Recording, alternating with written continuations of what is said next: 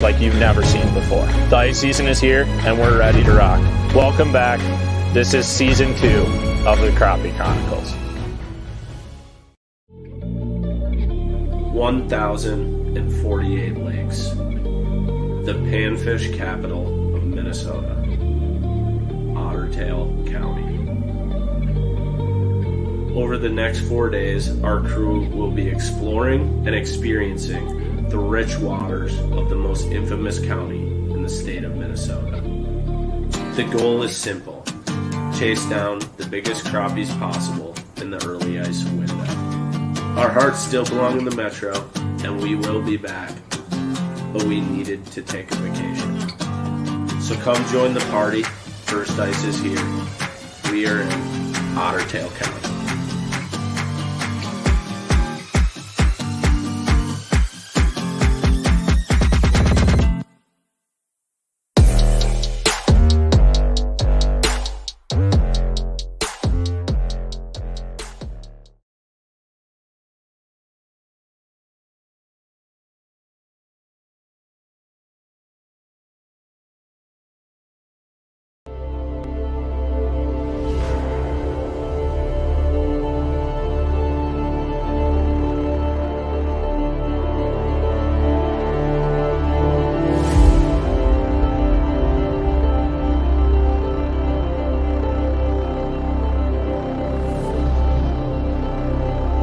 Minnesota as a whole, there's a lot of 14-inch class fish caught every year, and it's super exciting to catch a fish like that.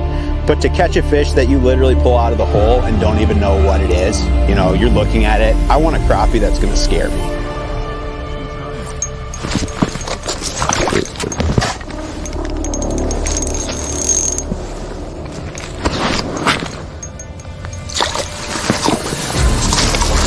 We got her, Bart. We got her, buddy. Get right. Boom! That's a giant.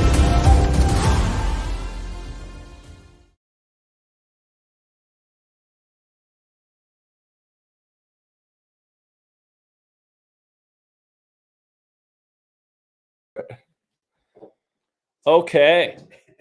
I think we are here now. Someone comment and let me know if we're in here and going. This is the first time we've done a live stream. So, yeah, is everyone here? Hello, friends. Hey, Tracy. I'm guessing they can see us. Yeah, I think. Please let us know. People see us. Are we good? But yeah, okay. So we'll kind of get rolling with everything. We got a bunch of different things we're going to do that we're excited for. We're chilling at my place right now. As you can see, Pinkala's going to be whipping up some food in the background. Griff's here. Waldo's here. Everybody's here. So first of all, what we're going to do is we do have an apparel sale going on because of the live stream. So with the live stream, we will be doing, like I said, an apparel sale. So if you buy $60 worth of merch, you're going to get a free hat. You can pick this one. Waldo, you're not even wearing one of them. No. The one Griff's wearing. And Pink's got like 101 hats, so we don't need to show his. Actually, I think you got a Thorn hat on right now, don't you? Yeah. All right. Yeah. So that's the first part. Merch sale. Please go grab it. And we do have these blue sweatshirts. They were sold out. We're ordering them again in 36 hours from now. So if you go get one, that's going to be the last time you can. We're probably not going to get any more of them. So that is kind of how the apparel sale is going to go, and we'll chat about that the whole time too. And if you need a reminder, it's scrolling on the bottom of the and there's a link in the description for the merch. I'll probably have all of us toss one up in our Instagram stories as well. Lone Angler, what's going on, brother? Yeah.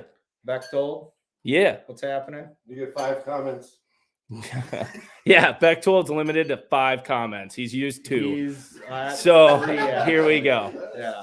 I didn't see the first one. So along with the merch sale, big thing tonight, if you are commenting, you're automatically registering for a 4-hour trip with Adam Griffith. The catch is If you are an adult and you win, you have to bring your son or daughter, niece, nephew, whatever it is. Bring a kid. You have to bring a kid. If you are a kid and you win, bring your dad, uncle, whoever. This is a family trip. So we'll be selecting that afterwards and contacting the people. But yeah, Griff is giving away a 4-hour guide trip. And do us a favor, and if you're watching on Facebook or YouTube or whatever, go share this like everywhere. So Beck we can. told you're at 4 comments. Yeah, Beck told you're up to 4. There you go. Nah, we love Corey. So yeah, now what we're gonna go to is Pinkala. We're gonna move out of the way here. I might bring the computer over to you, but what are we cooking, Pinkala?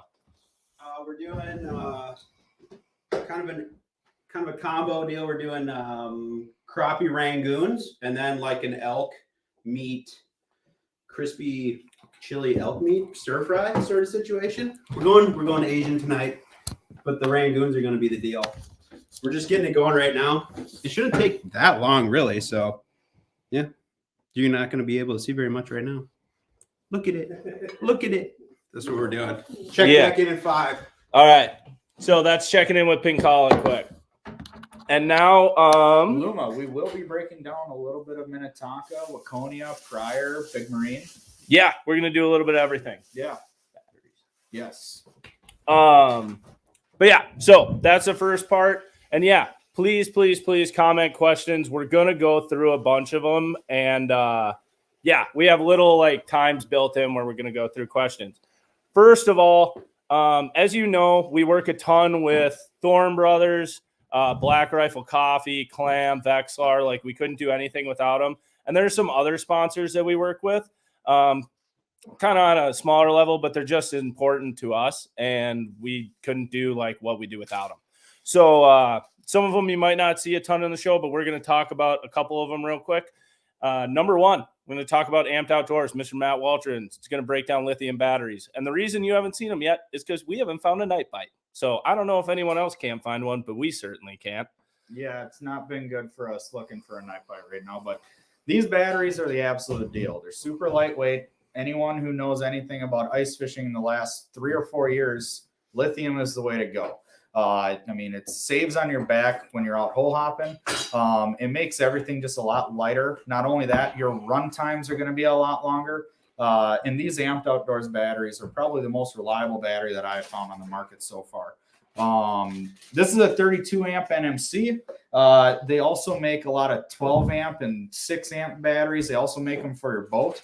And actually, they make them so you can put them in power boxes. So one thing that we've been doing a lot, we get a lot of questions on just generic camera stuff and filming, and to charge GoPro batteries, camera batteries, phones, all of our gear, we're using these Amped Outdoors batteries hooked up in power boxes, and it's been working absolutely awesome. So definitely go hit these guys up. I know they're selling pretty quick right now. They're almost out of stock in most places. So definitely check these out. It's going to lighten your load when you're out, hole hopping, even in the ice house. The higher voltage, like this is an NMC battery. It's a 16 volt battery. You're going to get crisper, cleaner sonar images out of it than using just even a generic lithium 14 volt battery. So definitely check these guys out. You won't be disappointed. Yeah, and you'll see us using them as well. I don't know if you really touched on, but like for ice defenses for iFish pros. Yeah. So since it's gotten wicked cold, we have been kind of touching in on where the series is right now. The last few weeks, we've been fishing a ton of new water. Yeah. Stuff we fished over the years, but not a ton recently, and stuff we didn't film on last year. So we've been fishing a lot of new water, really hole hopping a lot, and haven't gotten to put up tip ups. But now that we've kind of started to dial some bites in, we're excited to kind of settle down in some areas, be able to use, ice defenses, keep holes open, run iFish Pros, and those batteries allow us to do it. Yeah, and what an ice defense is, it's literally a blue tube that goes into the water that distributes the warm water from underneath the ice up into the hole, so it keeps it from freezing. The other nice thing about it is when you're using tip-ups,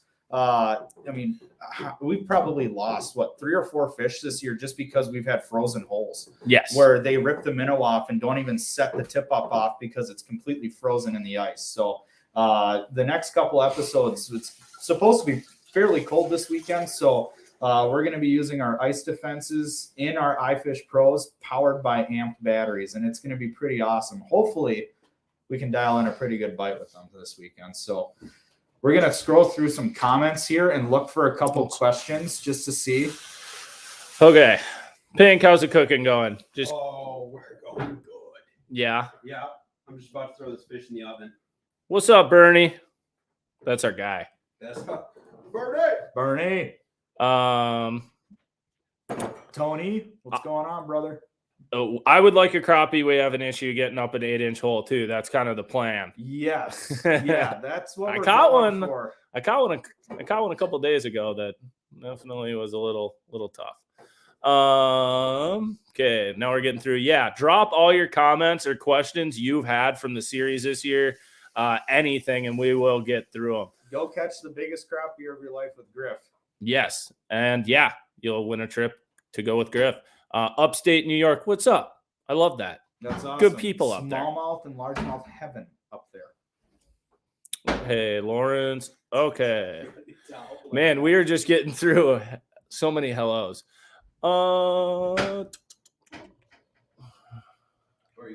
Okay.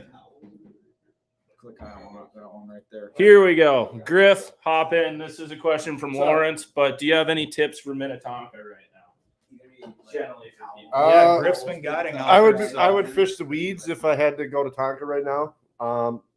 The basins are okay. I mean, you can find some fish out there, but your biggest fish are going to be in the weeds right now. I had a guide trip out there the other day, and we were kind of fishing a small basin and started out in the basin and caught a few. And I kept moving up into the weeds, and I got above the weeds, and all of a sudden we started really whacking them. So they're really relating to those weeds because the weeds haven't died because we had such a late ice up season that the weeds are still kind of in that early season mode. So what are you using? We were using pinheads. I mean, This fish out there are pretty aggressive most times. Once you find them, if you find those weed fish, they're usually pretty left alone, so they'll bite pretty much anything. Yeah. In the edge or in the weeds? Buried. They were actually on top of the weeds. So on top of the weeds. Yep. Yeah. They were, because the weeds kind of came up as a really sharp break, and the weeds were probably like 7 feet under the ice, and these fish were anywhere from right above the weeds to all the way up to the bottom of the ice. So perfect. All right, let me comb through these real quick. Yeah, there's a ton. Yeah. Comment patrol. Cowboy hat. I like that idea. Maybe. I have a crappie If hat. you get all the other hats, if you get us out of stock of all the other hats, I promise you will get cowboy hats. 100%. We'll get Western with it. We're not afraid. Yeah, Corey. Yeah, I just caught up to this one. Corey running out of comments fast. That did happen very rapidly.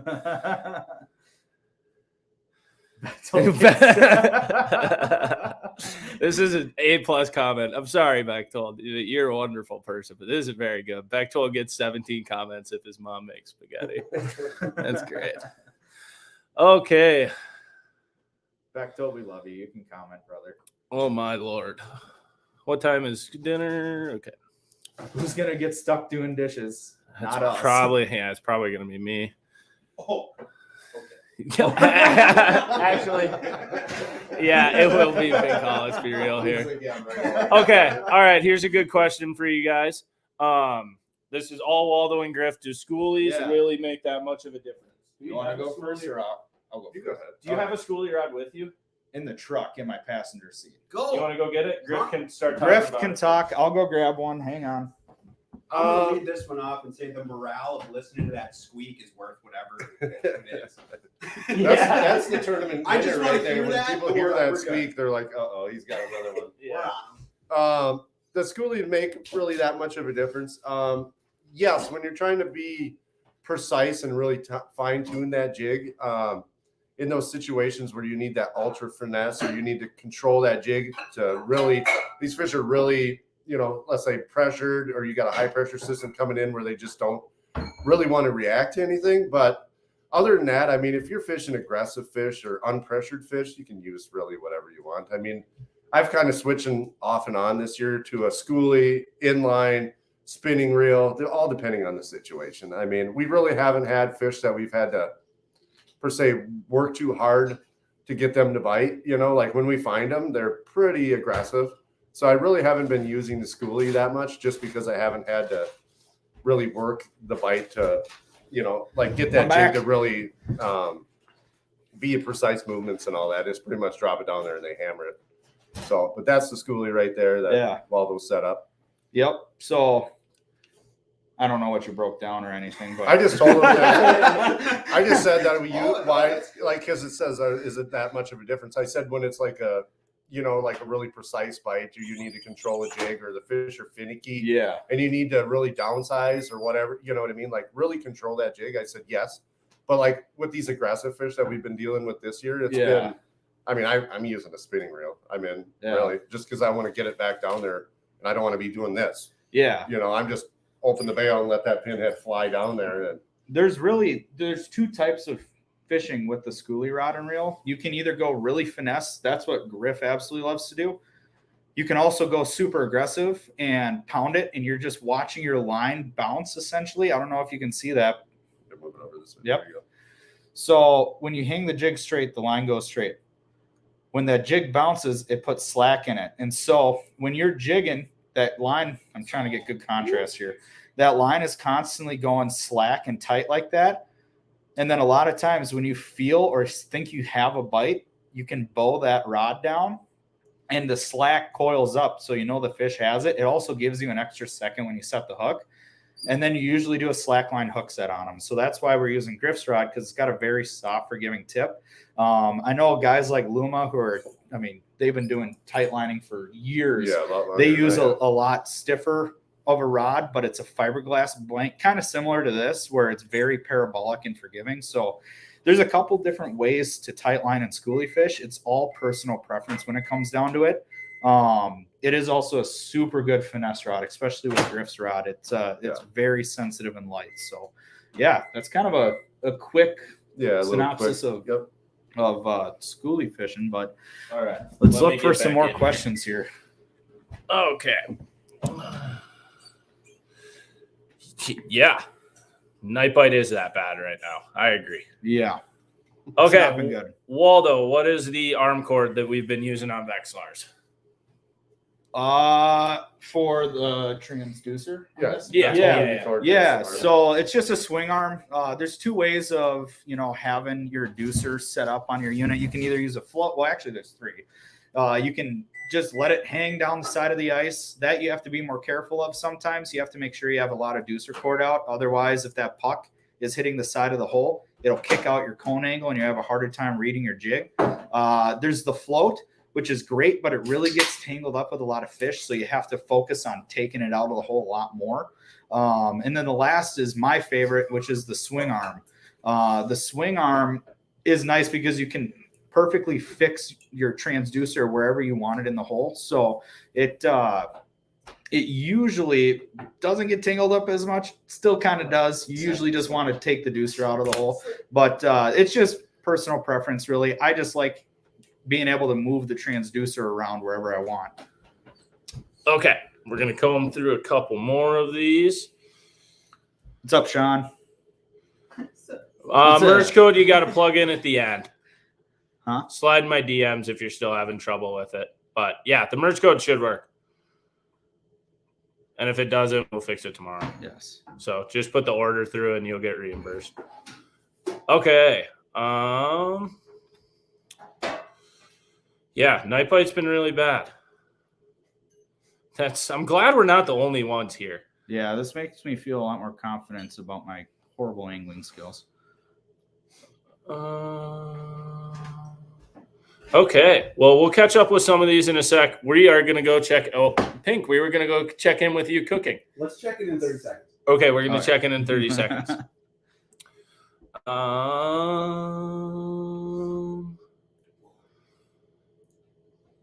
Pink call is the man. Yeah, he looked like it right there. Yeah. Okay, so talking about scouting a new lake that we know nothing about, we're actually going to we're going to take a little break in a sec, and we're going to dive into this. I got to pull up some lake maps and some DNR surveys, and we'll kind of dive into all that. Yeah, we'll get into that pretty in depth here, and I'll give you guys the deets. There's been a lot of questions about it, and that's exactly what the next question is. Recommend for ice suit. So we can talk about this real quickly because I think we've all been wearing different ones.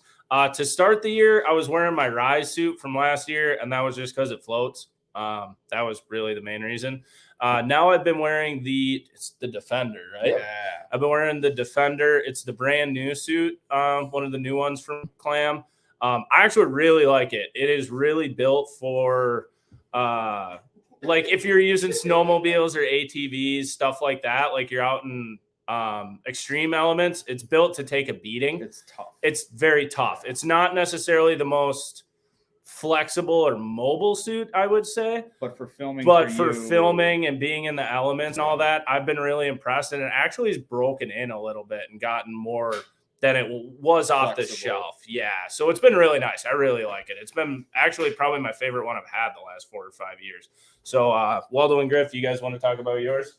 Sure. I'm using the Edge X, and that one is also new for this year. I like a really light, flexible suit, and it doesn't float. So, you got to make sure you have the right safety gear with it, but it's super comfortable. I really like it a lot. It's very flexible. And it's got a lot of nice fleece on the inside too. So yeah, it's a great suit. I absolutely love it so far. I've been using the same suit. Recently I've been using the Rise bibs just because the way they fit me. So I've been using colder too. Yeah, I've been using the Rise bibs with the Edge X jacket. So I mean, it's nice to be able cool to cross over suits like that too, if you have the capability. So that's what I've been doing. Yeah. What do you have? What do you got? I've been using the Ascent suit, which I actually like that one because it's kind of like an in-between of like it's more of a durable material and it does float, but it's not quite as like stiff as the Defender. But I love, dude, those bibs. Those are the best bibs I ever wore. Yeah, they've also got liners in them, so you can like layer differently. Yeah, I took that out though, because otherwise it'd sweat my brains. Oh yeah. Yeah, no, that thing, those bibs are sweet. And the jacket's like wicked nice too. It's really durable. Yeah. Like, if you're out there and it's really windy, you just put your back to the wind and you're money. Yeah. Yeah. So that was, Ice suits taken care of. Oh, and actually, real quick, because tons of people have been asking about these this year. All the gloves we wear are the Blackfish Arid gloves. We talked about them a bit at the end of last episode. They're waterproof, insulated, and they're really great. They're back in stock on the Blackfish website. There should be a link in the description here that you can check them out. They're the best gloves I've used for ice fishing. And those Renegade ones are sick. How do you eliminate 6-inch perch?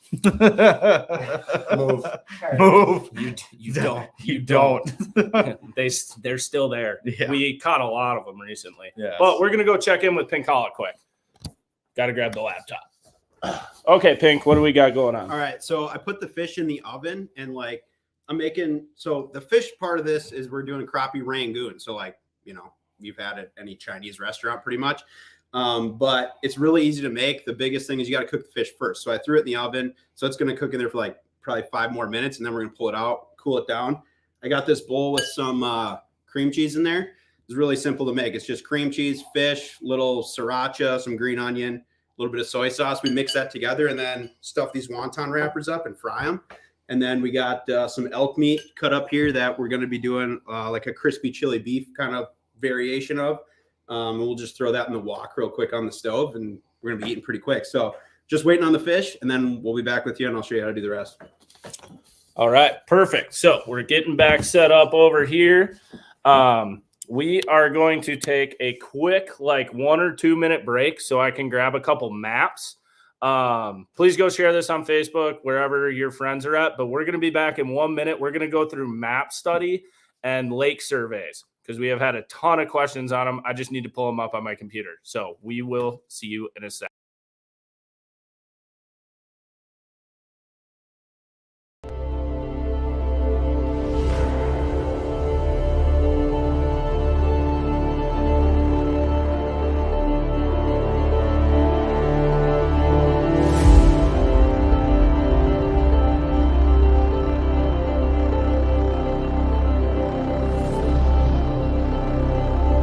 Minnesota as a whole, there's a lot of 14-inch class fish caught every year, and it's super exciting to catch a fish like that.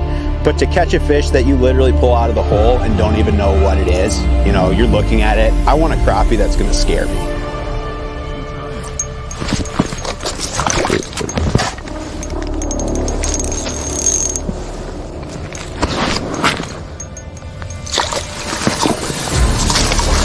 We got her, Bart. We got her, buddy. Get right. Boom! That's a giant.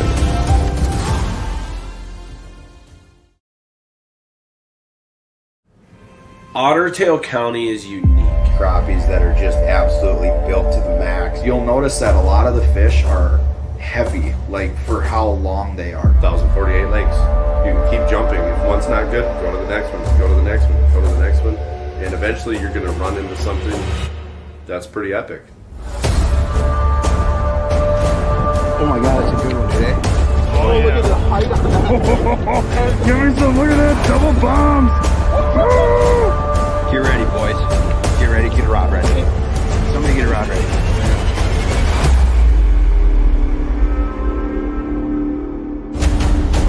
That is a giant. Oh my god. Oh, look at that thing.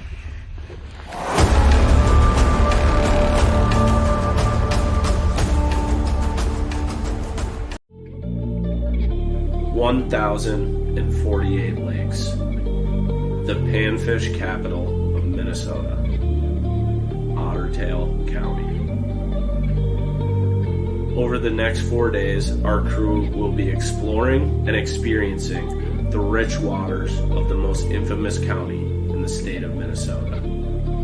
The goal is simple: chase down the biggest crappies possible in the early ice window. Our hearts still belong in the metro, and we will be back, but we needed to take a vacation. So come join the party. First ice is here. We are in Ottertail County.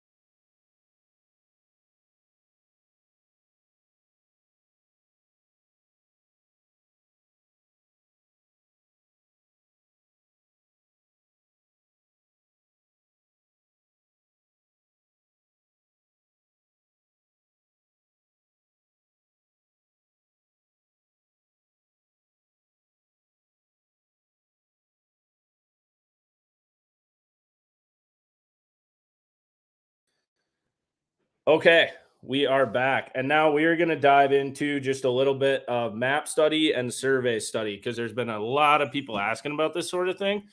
And the fun part of this is I get to figure out how to use this live. So here we go. This is super exciting. Chrome tab. And Someone text Bart. okay. So, yeah, that would be a disaster. Can someone just check on their phone, make sure this is up quick? Should be. Okay, so Waldo, dive into survey study. So this is obviously, we're in Upper Pryor right now. So talk about how a survey looks. Yeah. So first thing that we usually look for on a survey when we're just going through new surveys is going to be this chart. And normally, if you're on the mobile app that they have, you can't really see this. So we go to the website to their Lake Finder portion of it, not on the mobile deal that they got. And you can see all these netting reports talking about the average weights, normal range. And then you can go down and see this chart. And this is a good indicator of year classes in fisheries. So this one is what we would call a dink survey, essentially. So this one is from Upper Pryor. And this is a really good indicator that the fish are more than likely stunted, at least. The survey date on this one is going to be 2018, and it doesn't look like they have a survey above it. A lot of times you'll see these targeted excuse me, targeted surveys as well. And it looks like this was a panfish assessment. Now we'll go back up to the current survey. And you can kind of see that these panfish are stunted. So not necessarily on the bluegill side of things. You see a pretty healthy age class going from their 0 to 5, 6 to 7. And then you get a couple larger individuals. But if you look at the crappies, when you see a lot of fish, that one means there's a solid year class of 8 to 9s. But there are so many compared to the rest that usually it means that they're peaked out and stunted. The next thing that I look for, sometimes when you look at the paragraph right up at the bottom, you get a lot of really good indicators on lakes. So one thing that I really like to look for is growth rates. Not every survey is going to have it, but is a really good indicator if those fish can get big quick. Normally you're going to see when those fish get big quick, they're going to be a lot heavier for their size. So this one is talking about how 75% of the crappies were greater than 8 inches, but the biggest one they got was 9 3/4 or 9.5 essentially. So that's one good indicator that it is a more stunted population. Let's go to. I need to pop back into here. I need to make sure the window's still sharing. Let me look at this quick. Okay. Hang on. Bart's going to check to make sure you guys can still see everything. Yeah, because we're experimenting. Yep. And you want this one now? Yep. Perfect. So this is the Lake Minnetonka survey. And so this one, there's a targeted survey again and a standard survey. We're going to look at the standard survey first. And it looks like whatever part of the lake this survey is from is not the greatest. So that's just dandy. But you can see a little bit better size class of fish, a more evenly distributed population range. There's better numbers that go throughout the entire population range. It looks like they only got black crappies in this one. This is not a good survey for white crappies. The other thing that I look for is going to be survey date. So this is going to be a June 3rd survey date. It is a little bit on the later side than I would like to see, but it is still absolutely, I mean, it's a good indicator because panfish are shallow. What they do when they put these surveys out typically is they put the nets up pretty shallow. And you can even see what the nets were that they used in this. So like they had backpack electrofishing, they had 15-foot beach scene, and then a 50-foot beach scene, which are just longer nets that go out essentially that the fish swim into. And this is usually really nice to see when they have multiple different points of surveying these fish. So this is a targeted survey. It looks like it's more of a bait fish survey on the targeted assessment. Sometimes it can be more of a panfish survey. So we'll go back. Let's go back at a 2016 survey, see if it did a little bit better for the panfish.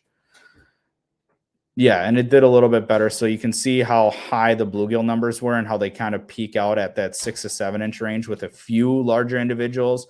The crappie range wasn't terrible. You know, you got some crappies in that 10 to 11 inch range. And this survey was also done, I believe, early June. So sometimes those early June surveys aren't the greatest. The later in the summer that they get, the more unreliable the survey can be because typically the panfish are going to be a lot deeper. You know, it's kind of like middle of the winter. They start up shallower and then they work their way out towards the deeper basin. And then late ice, they work back up shallow again. Bart, you want to click it over to Big Marine? Yeah. I think so. Okay.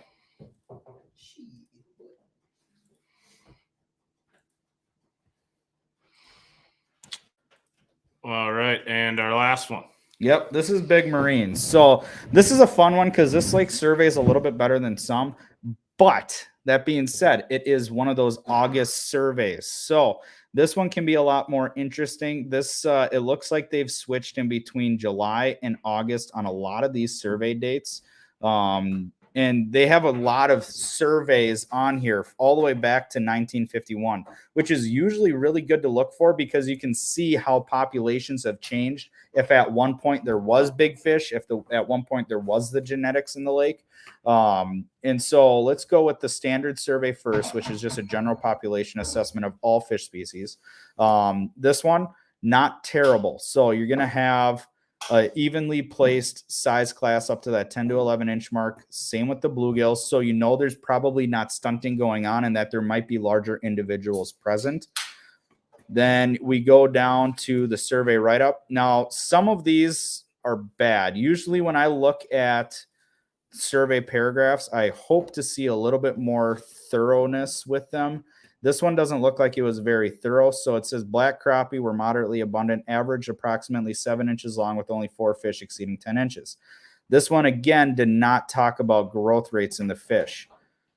So good growth rates in a crappie lake, in how you can tell if there's big ones at a certain point, especially after like a winter kill. If you see 10 to 11 inches within 4 or 5 years, that usually means that there's a good population of crappies. Not only that, but they grow fast and they can grow big. Let's look at this targeted assessment here. This was in 2020, so this was a very recent one. So this is a little bit better. So this targeted assessment, it looks like, let's see here. Okay, they were a lot more thorough, it looks like. So let's go back up to the size chart. So evenly distributed population through all age classes, and then they got a 12 to 14 inch fish. So that is something that we really like to look for. The bluegills, they had evenly distributed populations with a larger individual over that 10 inch mark. That's really, really good to see when you see some of those bigger individuals present. It not only gives you an idea that they can get to that big, but it also gives you an idea of just how many of those individuals could be present at that time. But like I said, July surveys, fish are starting to move a little bit deeper. They're not quite as good.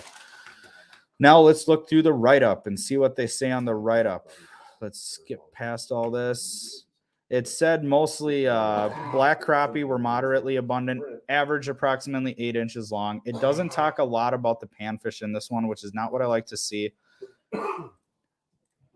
2019 targeted survey. This one was an electrofishing survey, and they more so were doing this to get the status on the biome of the lake and how the bait fish were. So they were looking for shiners, killfish, shiners, again, different species of shiners.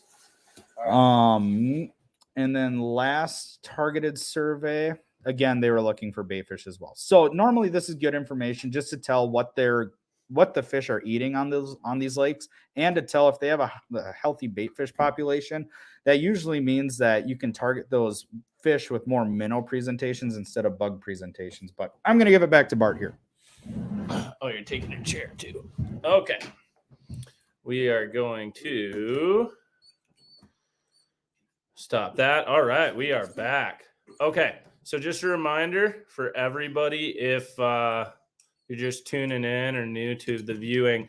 Number one, we're having a merch sale right now. There is a code down low, live stream. Make sure you use all caps and add it at the very end when you're going to check out. You need to do it at the very end, and you should be able to get your free hat. Excuse me. Wow. Yeah. And then along with that, Griff is giving away a 4-hour guide trip to you. If you're asking questions or whatever, we'll select it after and contact that person. The one catch is, yes, it has to be a kid adult combo. So if you're a kid and you win, bring your dad, uncle, whatever. And yeah, that should be fun. And oh my gosh, I think we have a guest. We'll see if this works. I am very new to this and he is not, but we have a guest from last year. Oh, thanks for the Coors Light sponsorship right away. Appreciate that. Yeah, sorry. What's up, boys? What's going on, Panger? I'm. Oh, you are super quiet. But that's me. Oh, okay. Can you hear me? Oh yeah, you're good. Oh, okay. I said I'm trying to get ready for the first Southern Open in Florida in a day and a half. Yeah, very nice. So do you want to see what Pincala's cooking? We need to check in with him. Yeah, I was watching earlier. He's doing like crappie croissants or something like that. Yeah, we're going ranch casserole tonight. That's my claim to fame. No, you're doing the crappie wontons, right? Yeah. We're doing the crappie rangoons and like an elk stir fry thing. Nice. I had some deer tenderloin last night. If you're not used to that high quality meat, it's interesting. Yeah, were you into it or what? Yeah, heck yeah. Just a little quick sear on either side. Just Dude, you gotta come back up here. These guys don't even like eating this food. Hey, I'm all about it. We actually filmed a Bass Talk Live today with Bart. That's going to air next week while I'm at the Open. Talked a little bit about how much I learned and how good of a time it was coming up for season 1 at Crappie Chronicles last year, and then you guys just exploded. Hey, let's see the new tack. Oh, that's right. Pop that shirt off. Let's go. Yeah, we'll let him get that shirt off. Calling Quick. me out right on the Yeah. spot. Gun show, here we come. Get that off. All right, good call. Sure, Good call. All right, Waldo. Yeah. Woo! Yeah. Oh yeah. That is a straight up crappie. You designed that, right, Bart? Huh? You designed that, right? Did you design that? Yeah, I had the idea, and then our buddy Dan Fabiano made it because I don't know how to work Adobe Illustrator. I got you. That's pretty cool, though. Yeah. So how have you've been watching, right? Since you came up last year, you didn't even know what you were walking into. What have you been liking about season 2 compared to season 1? I like how much more in depth you guys go into things. The longer episodes, I'm really digging the longer episodes. You get more of a feel for how hard you guys work. That was the one thing as a bass angler that I think gets lost in the bass world is you see with live, you see it more now, but I mean, there's not really much live ice fishing unless I'm just like missing that.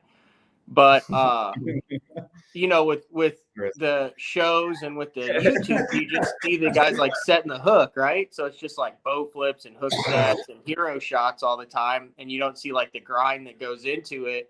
And I didn't expect it to be as much hard work ice fishing as it was when I was up there, like the walking, the hiking, drilling the hundreds of holes, the scouting, the multiple lakes, the traveling. And I think you've got that in this season is showing how much work you guys put in to catch the 15, 16, 17-inch crappie. So I really like that aspect. Yeah. What do you think of that one that Griff pulled out? You haven't seen one like that big in Oklahoma, have you? I asked Bart, I said, how did you get it into the hole? Like out of the hole. Sorry.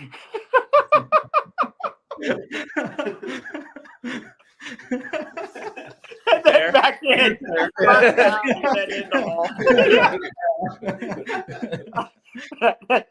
I guess he explained it. He explained it was an 8-inch hole, which is a pretty big hole. Yeah, we upgraded our augers from last year. Yeah, but it didn't get stuck like Waldo's last year. You were a witness to that. Yeah.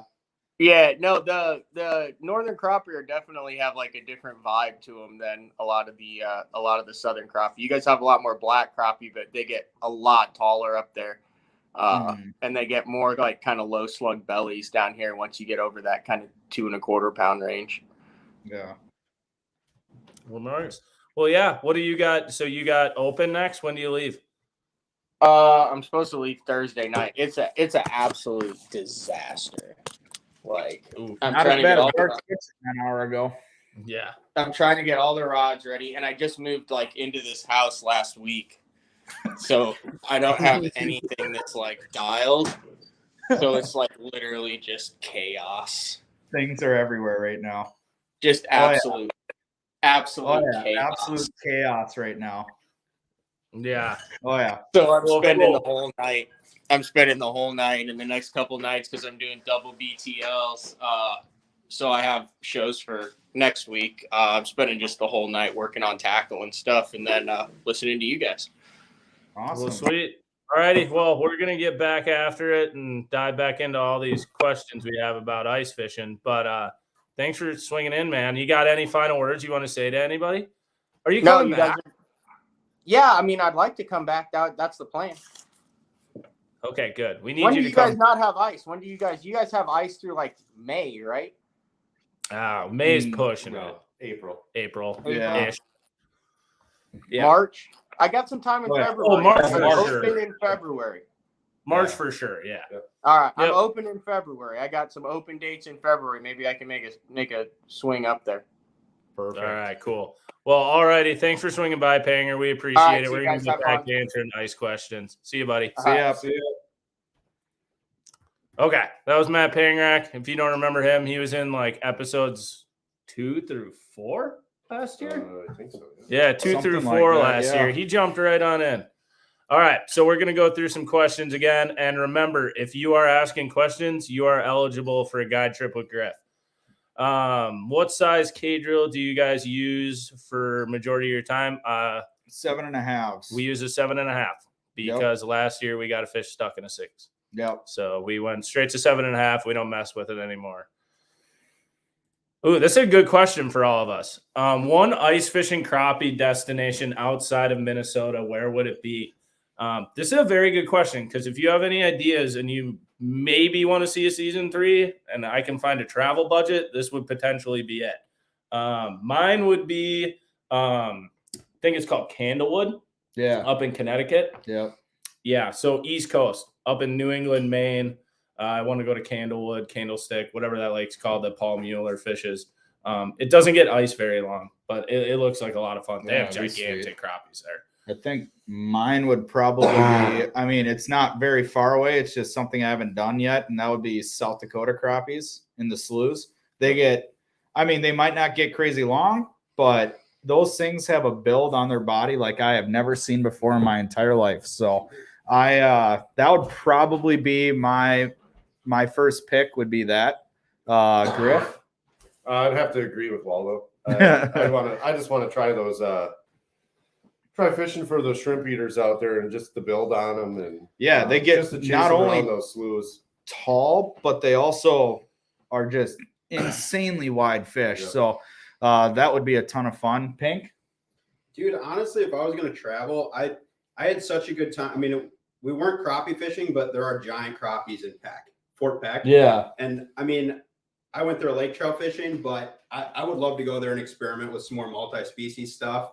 And like I've seen some pictures of the crappies that come out of there, and they're freaks. Yeah. All right. We'll dive into this real quick. What are you looking for on the map, the first place to start drilling? So we're going to share a screen again here. And we're going to go to good old North Arm on Lake Minnetonka. Yeah. Okay, so you kind of got two options. And granted, I have no idea how the bite is on Minnetonka this year. So, we'll kind of dive into it. But, if you try this and it sucks, we're sorry. Yeah. And but Disclaimer. in contrast, if you try this and catch a 17, we expect full credit. And pictures. Yes. So, yeah, that's it. But so when you look for basins, if you can see my mouse here, indicator, generally what you're going to look for right away is one, the deepest hole. And that's not normally where we start, actually. We will look for drains or saddles. That tends to be the best. So you got a little saddle right here. You got a drain right there. That's areas you'll look for. Areas next to flats too. Yeah. Areas next to big flats, which on the left side. Yeah, you would look at this west side. That would kind of what you'd be looking at basin wise. So that's kind of, and whoa, mouse freaking out. But that's kind of where we'd first start looking at basins. I mean, if you move down North Arm, it gets a little more structure oriented. And that's a common question we get too. Do you look for rocks or what's going on? Look for mud. Mud or transitions. So like a rock to mud transition, that is usually a really good one on a lot of the lakes up here, or a weed to mud transition can also be very good. So inside turns have been a big player for us this year. Inside turns adjacent to basins or basins where you can usually get a little flat area on top of the inside turn or next to an inside turn. It seems like those fish have been positioning very, very well. So like point up there. So like that is an inside turn of a basin adjacent to a big flat. So it gets gradual with the contour lines instead of stacked super tight. And that, for whatever reason, we've been finding a lot more of our fish on, at least this year around the metro area. Mm-hmm.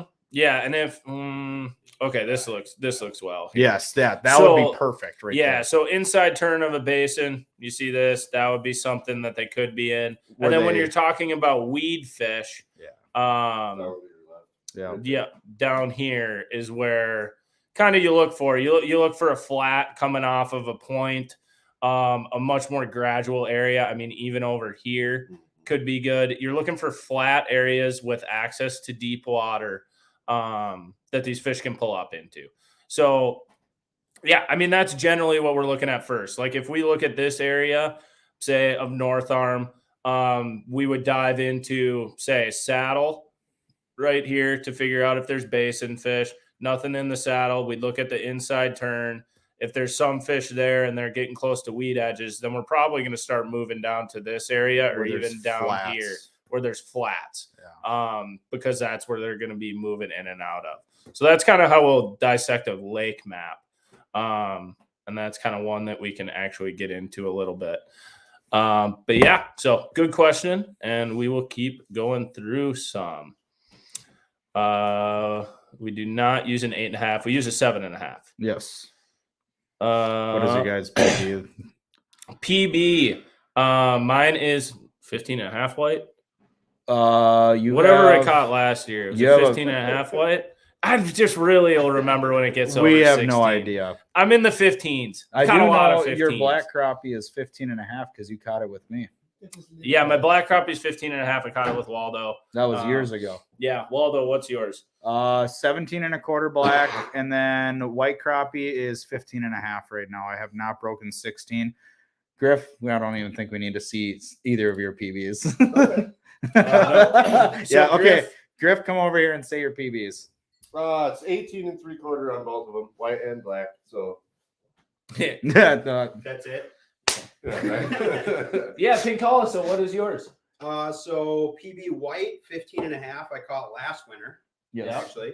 And then my PB black, I actually don't know how long it was, but it was just over 3 pounds. I caught that one in Wisconsin, Northwoods. Ooh, switching up with the weight. Little All right. So we'll keep carving through questions here in a sec. We're going to check in on the cooking update. Yes. What do we got going on? What's up? Okay. So I got the mix all put together. So all I did was put the fish with the cream cheese, some sriracha, a little green onion, and some soy sauce in here. Mix it up. Pretty simple deal. And now I'm just packing all these wonton wrappers full to make them into these right here. So I don't know if you can see. Oh, you probably can't. Boom, right there. So now that they're all in there, then we're going to fry them. So if you never use like these wonton wrappers, you can just buy them. If you make it, it's actually a lot better, but this is what we got. So you just got to have some water. So I'm just like dunking my finger in there, putting some water on the edge of the wonton wrappers. I just put a little scoop in the middle, and you just go around the whole thing with water and then just pinch all the corners together to make like a little diamond shape. And that water makes it seal up. These are pretty dried out, unfortunately, but the water helps. So boom. So you got like a little guy like that. And then we're just going to make a tray of them and then start frying them. That's where we're at. All right. We're going to see how many Waldo can eat in one night. Yeah. So making our way through there. And yeah, we'll get back into some questions. Here's a good one. What is wrong with Crystal? What is wrong with Crystal is the weeds keep getting nuked. Then it gets really thick, and then they get nuked again, and then they die off, and then they get nuked again. Get nuked from anglers. Yep, and then the fish get slaughtered in the spring. So the lake's just definitely not bomb central. It's just and the algae explosion isn't helping either. But can Corey Bechtold get more comments? Yeah, we'll give him 4 more. Of course, Bob says it. What case or pack do you prefer best for Vexlars? I think most of us prefer the Pro Pack. It's super easy to hold with your hand. You can get actually like really nice thick gloves in underneath it. The Ultra Pack, it's a little bit bulkier. It's more of the pack for guys that are fishing in a permanent ice house or always in a portable where they can hook up accessories to it and power them off of it. The Pro Pack is just nice, lightweight. It's very easy to hold. It's more of your run and gun style. The Gens box is also good for that. For most people, they like to put them in 5-gallon buckets. We kind of just throw ours all over the place.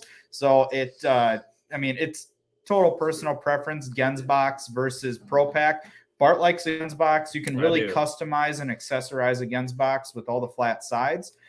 It makes it really, really nice for adding on like your glow rings, rod holders. You can really do whatever you want with it. The Pro Pack isn't as easy to do that with, but we've got them pretty tricked out ourselves. So we like the Pro Pack mostly and get the Gens box. Plus with the rod holders on there. The rod holder thing is also awesome. Here you go. Favorite line to use. What pound line do you normally use? So 3. Yeah. 4. 3 and 4. It's 3 and 4. Yeah. And it varies between each of us on fluoro or mono. Different purposes for different things. Yeah. But generally it's 3 or 4 pound, and we tend to use gold. Yeah. And actually there was a comment on a YouTube video a couple days ago that I did answer, but they asked, do fish care about the color of the line? And they don't, unless it's braid. If it's braid, then they will care. Yeah.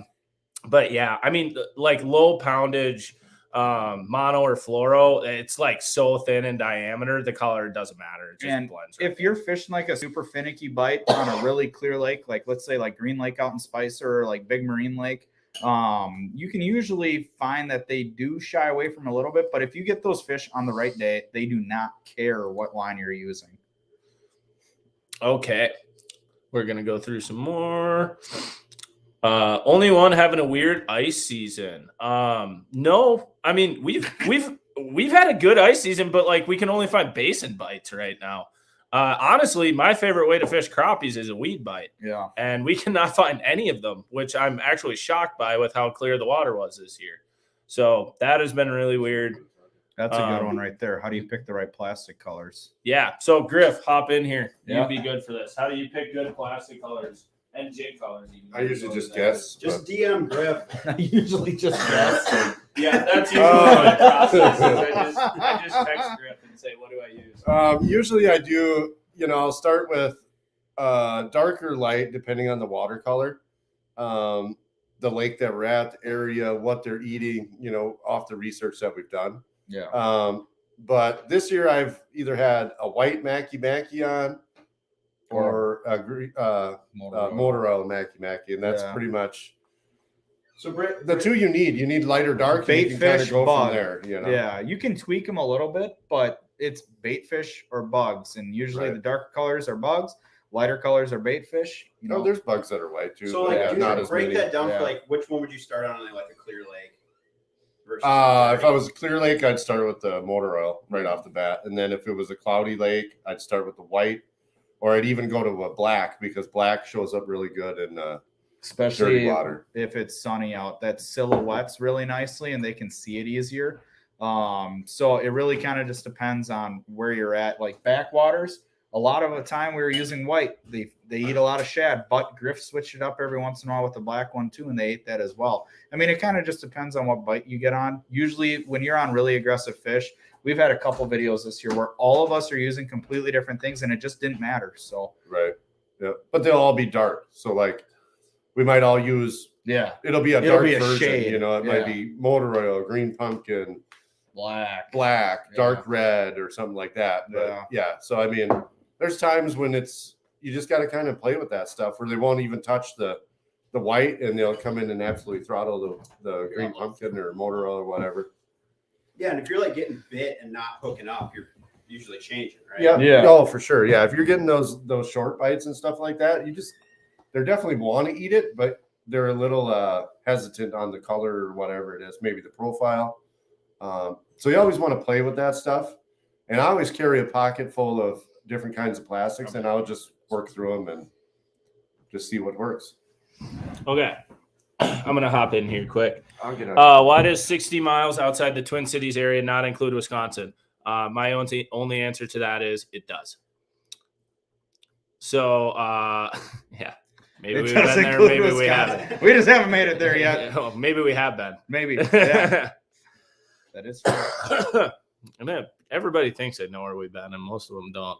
So, can we post the recipe for the crappie rangoons under the description at the end? Pink, do you feel like typing? We can if you want to get it like right now. If you go on Sam Sobiak's Instagram, there's a step-by-step thing in his highlights right under the top. That's even better. So if you go to Sobi's Insta and like, I don't know, leave him some random comments, like make fun of him, chirp him, tell him how we beat him in the tournament. Oh yeah. Yeah. Cause we totally beat him. Go to his Insta, leave a comment saying the Crappie Chronicles whooped you. And then, go check out the highlight because Pink made these it's wontons the only with highlight it. on his page. It's literally the only one. So you'll find it. Jack Conrad. Bart, turn your heat up so Griff can take his hood off. It's cold in here. He always It is but cold he in also always has his hood up. Pink, can you flip something in the background randomly like it's Top Chef? Yeah, I could flip something. We want me Let's see throw it. one of these?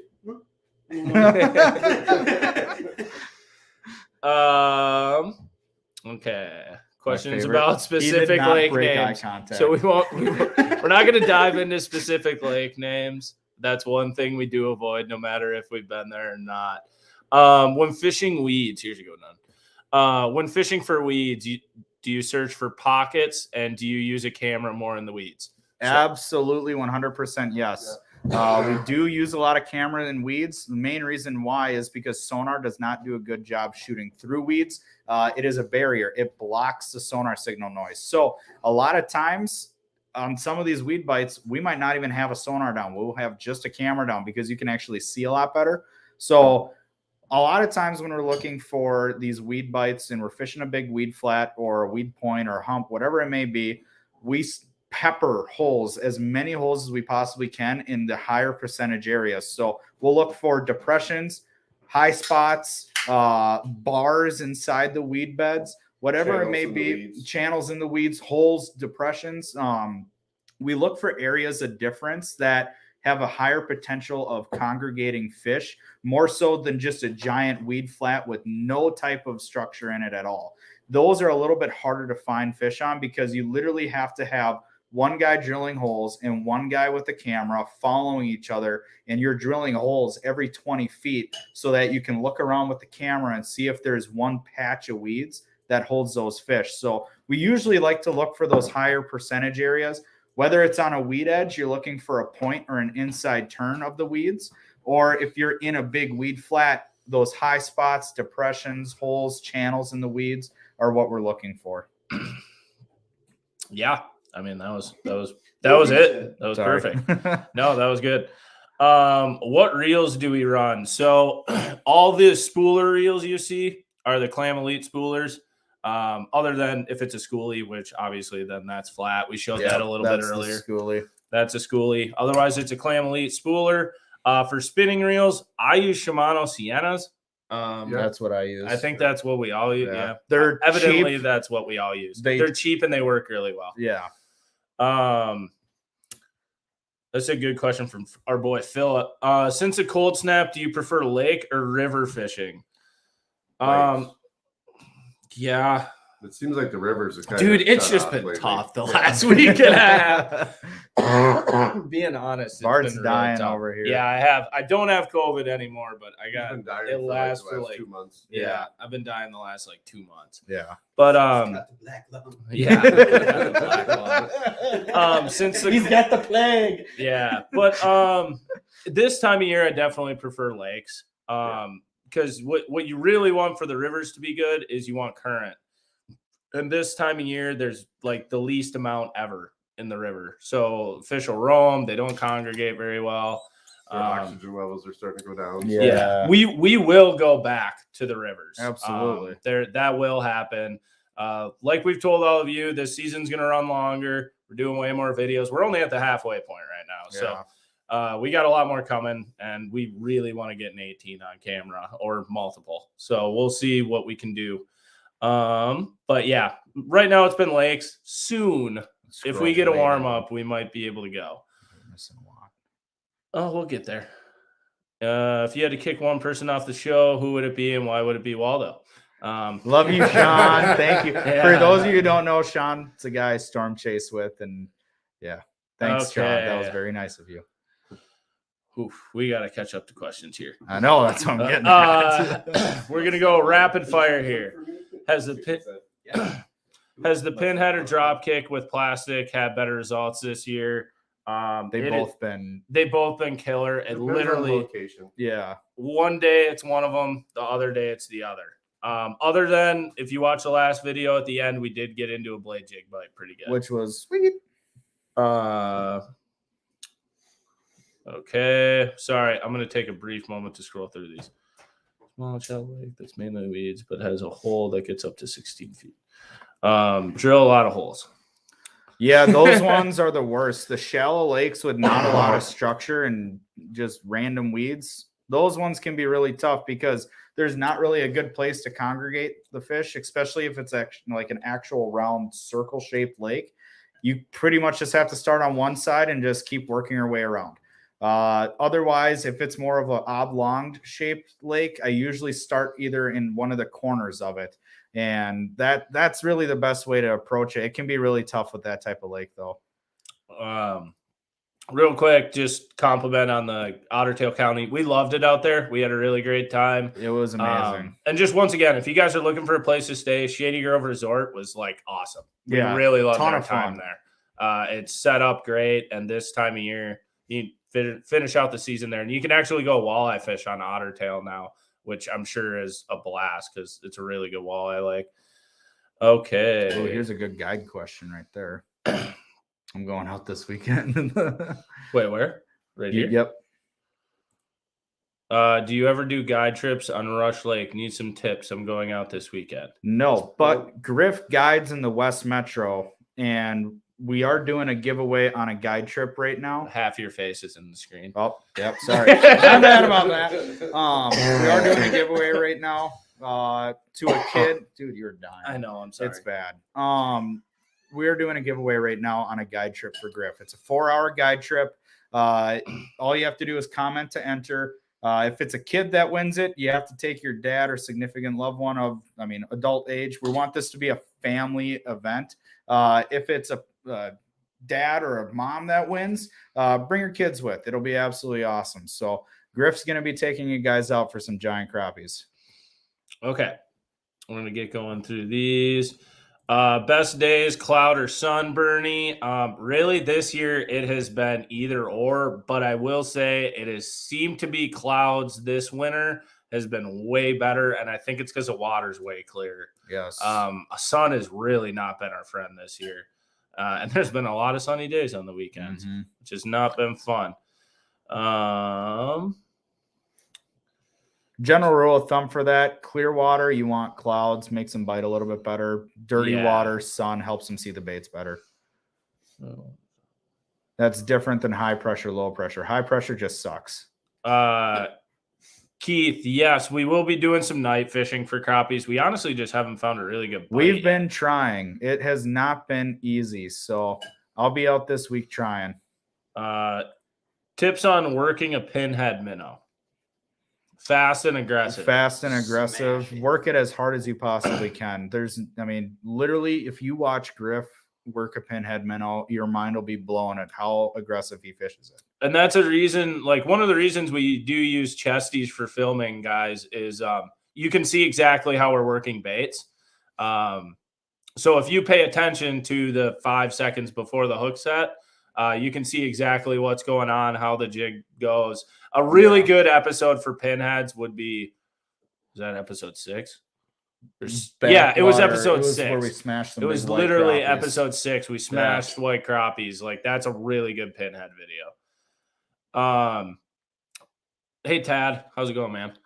Blade jigger plain hook with minnow on an iFish Pro for a giant? Absolutely. But which one? It's actually been 50-50 for us this year. Yeah. Generally, a blade jig has been better, but I think with the clear water, once again, we've had to go Plain plain hook. Yeah. It's been I better. like the blade jig though, because when they suck it in, they have the weight in their mouth. Yeah. Versus like if they eat it and they run with it and the sinker comes down, they feel that weight outside of their face and they blow it out. Yeah. Get some already. We definitely have a better hookup percentage on the blade jig. 100%.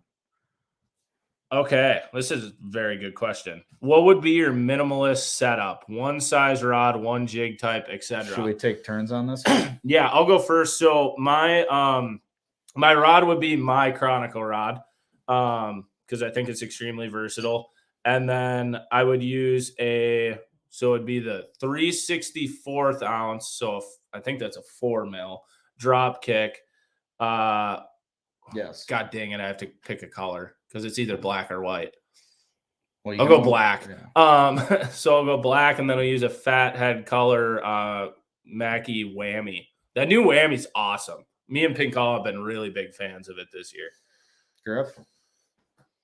If I had to pick one rod, it would probably be. Man, that's a tough one. I'd actually probably pick Bart's rod because it's an all-around, like you can use it for anything, unless you're going big spoons, which would be tough with the spring bobber. If I had to pick one bait, it would be a 4 mil drop kick with a whammy. I mean, and if I had to pick a color, it'd be motor oil over anything, just because I've caught more fish on that color this year than anything else. If I had to pick one, it'd probably be my rod. I like fishing super aggressive, and it would probably be a pinhead minnow. That's one of the better baits to fish when you're going for a more aggressive bite. And the color I would probably do on the pinhead minnow would be either the white with the silver top. Actually, it would be the white with the silver top. It's just a really good versatile color that has seemed to catch fish everywhere we have gone this year. Pink. I think I'd agree with the spring bobber rod setup and everything, but caveat to that being, I would run the pink rod. Because New Pinkall rod for the Chronicles series. Yeah, weird. But the deal with that would be that I would probably primarily be either tip-up fishing or running a pinhead on it. So I feel like my average fish would probably be a little better, just because of the techniques that I would be kind of limiting myself to. I like that. We'll go into this really briefly because this could literally be a 30-minute video. But the process of designing our rods, Waldo and Griff handled that largely, but we all had certain things we wanted because we all fish a little bit differently. Yeah. So basically we just went there and said, like, I wanted a spring bobber rod that was about 30 inches. That was really moderate. Waldo wanted a power fishing rod. Griff wanted a schoolie rod. Pink wanted... I would say mine was probably a little bit whatever different. the hell that thing is. Yeah. So but it's awesome. It's a really good rod. It's one of the best panfish dead stick rods I think I've ever seen. And just spoon rod in general. Spoon rod. Yeah. I mean, that tip, dude, as a tip-up rod, it's freaking. It's one of the insane. best dead stick iFish Pro rods I've ever seen. Yeah. It's so parabolic and forgiving. You don't pop hooks out of fish's mouths. You And really. the long handle is the deal. Yeah. I was gonna say you'll see it showing up a lot more in our videos now, especially because it's so cold out. That with that 8-inch handle, we can fish with like mittens on, like big gloves, and that handle allows us to still hold the rod. Yeah. Okay, we'll get through. Quick one here: regular pinhead or jointed? Regular. Regular, definitely. Regular 100% every regular. time. Unless you're yellow bass fishing. Waldo Yes. Rankin says hi. Hi, Rankin. Do you guys ever fish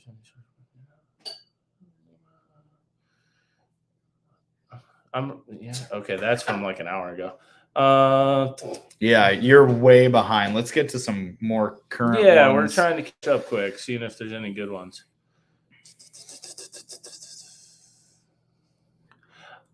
Summerness, good question. Out of all the Crappie Chronicle rods, whose is the favorite of the group? I won't speak on that one, but I think I know the answer. Honestly, I would say the spring bobber rod across the board is probably It's the, the one most we used. the most. Yeah, we Yeah. use the most. Like the other ones are more specialized, I think. And Yeah. they work really well for what they're designed for. But I would say it's used the most. Each one of us love our own rods. We design them for purposes that we like to use. So obviously, I would say each one of our rods is probably our favorite one time or another. But the one we most commonly use is that spring bobber rod. It's and it just is sick. It's awesome and it's super versatile. You can do absolutely anything with it.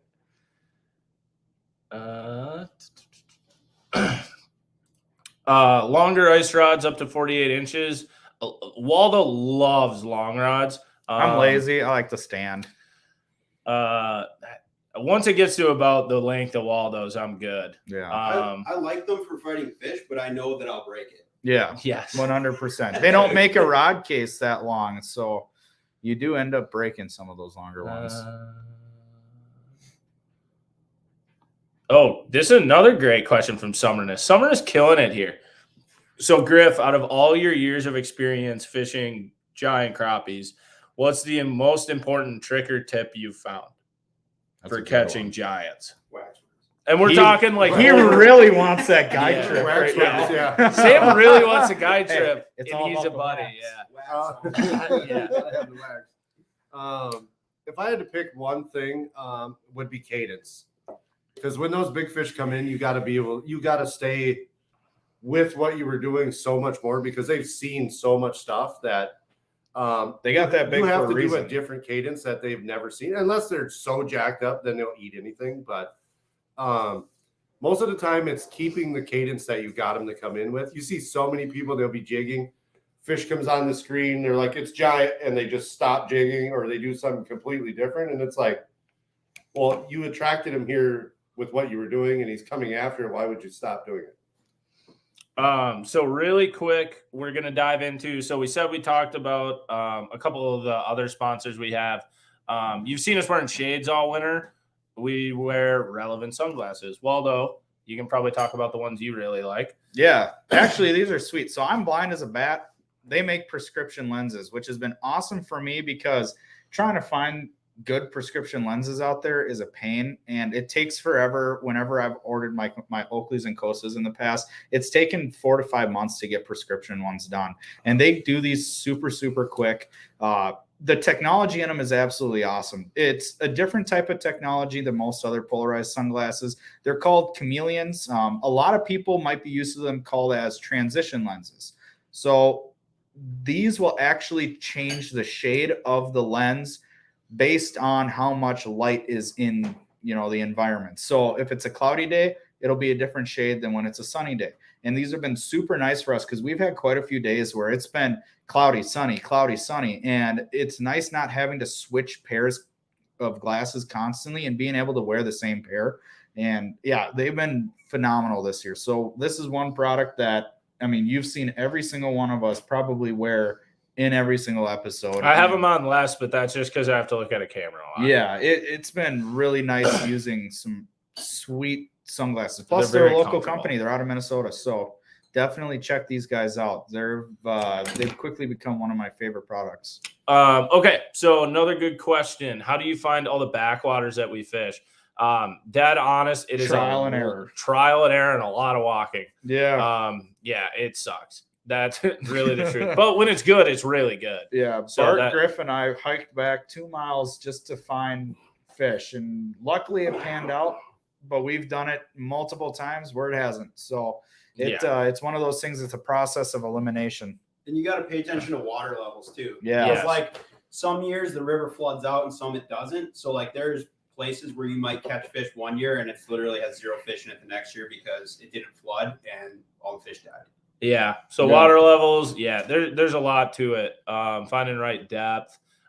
If you've watched a lot of the videos, you'll kind of figure out what that is. You can put the puzzle pieces together.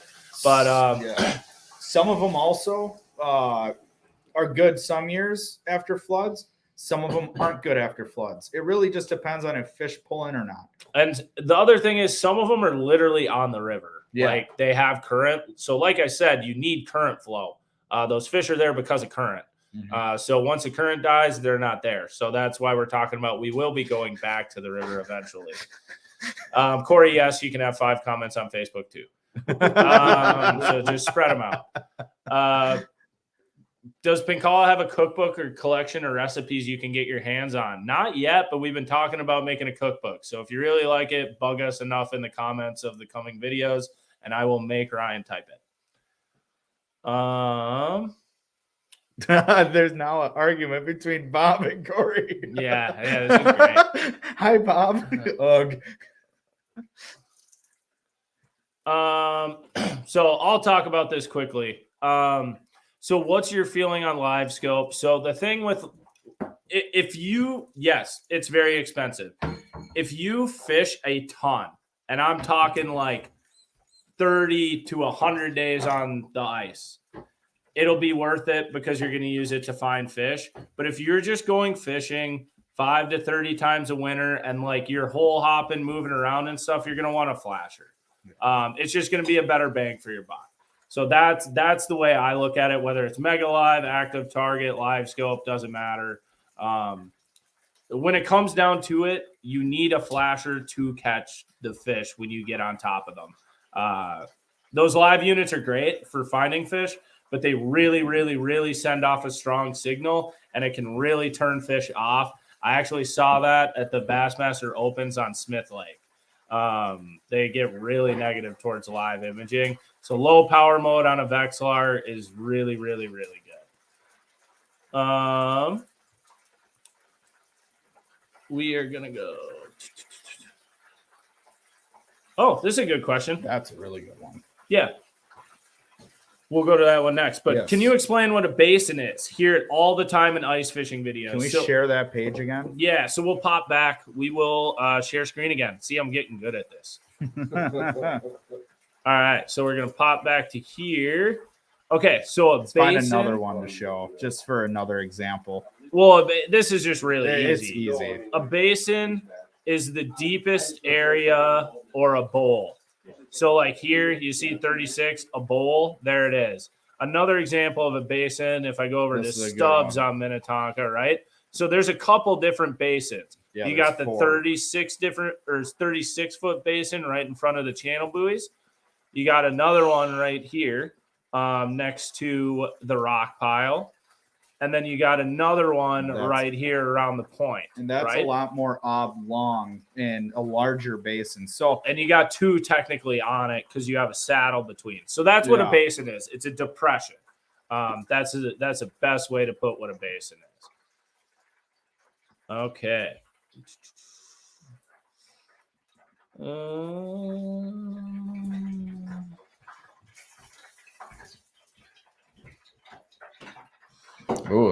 Yeah, this is a good question. Yeah, we've gained a lot of popularity, and I would love to get another camera guy. For that to happen, we still need to get it bigger. So tell all your friends, and there's a lot of people watching these videos who aren't technically subscribed yet. So if you guys could all go subscribe, you don't even have to hit the notification bell. Just go subscribe and get the channel bigger. yeah, it helps us out, dude. It helps us out a ton. And what also helps us out a ton is the merch purchases. So if you go spend $60 tonight, use the code LIVESTREAM, you will get a free hat. And that will run until the end of tomorrow night. If you have any issues with that code, having troubles plugging it in, just DM me on Instagram. We'll get it taken care of. We'll make sure you get a hat. Just put the order through. We'll make it all good. So don't worry about that. Okay.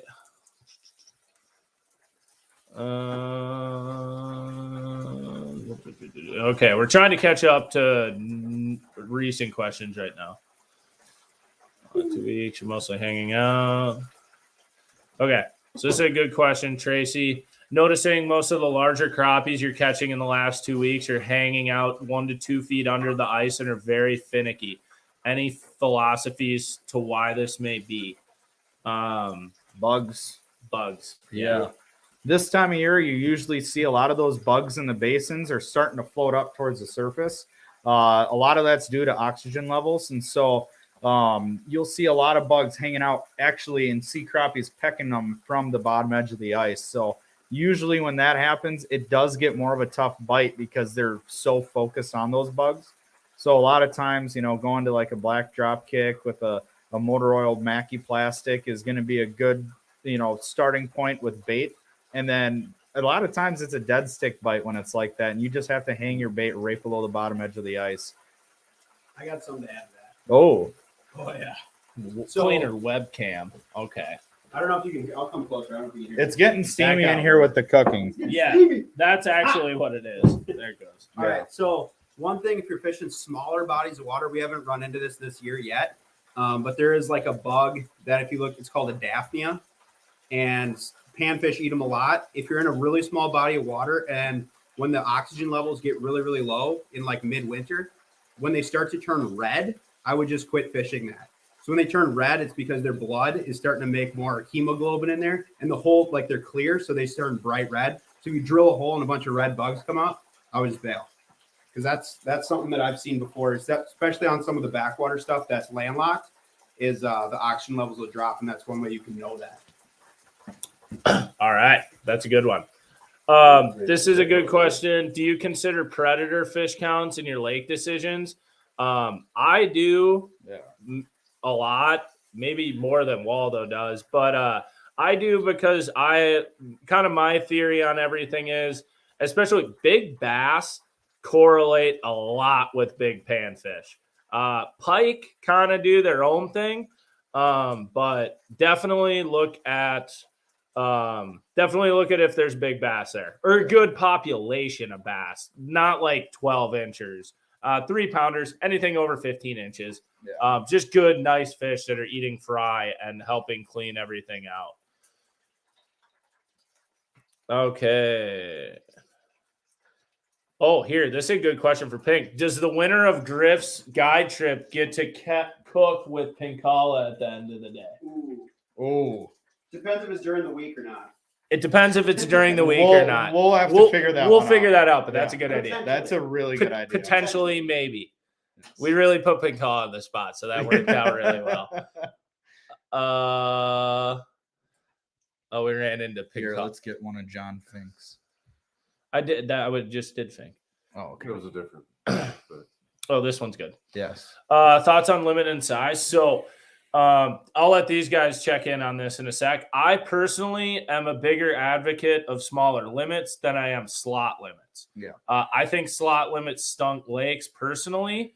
I do think, like, if you had you can't keep anything 15 to 18 or 15 plus. 14 to 17, whatever. Yeah. That would help. But also then you might run into what we have in the Twin Cities is really special with fish getting up to 17, 18 inches. I'm just worried that if you put that slot on 14-inch fish, we will end up like, say, Ottertail County or Bemidji area or whatever, where you kind of max out around 16. That's the only thing I get scared about. But I definitely think crappie limit should go down to 5. When we go out, we basically only keep 5 apiece. Yeah. And that's literally only to do the cooking stuff. And plenty to feed a person. Yeah. So you guys can chime in on that now. If you got anything else. Pretty much got it. With the slot limit though, like it could work, but it's got to be on certain lakes. You can't just put a slot limit on the whole state and expect it to work. It's going to have to be like the lakes that have the capabilities of producing those look fish. at those trophy lakes and make them trophy lakes. But as far as like a statewide slot, I don't think that would work. But the 5-fish limit thing, checking. Fresh fish is better anyway. Yeah. Link for merchandise is in the description of this video and everything. We'll post it in our Insta stories. Yeah. If you guys haven't, do it. Yeah. It's in the Dropbox. Yeah. I sent you guys everything. So yeah, we're gonna go check in with Pinkala quick, and then we'll get to more questions because we're catching up quickly.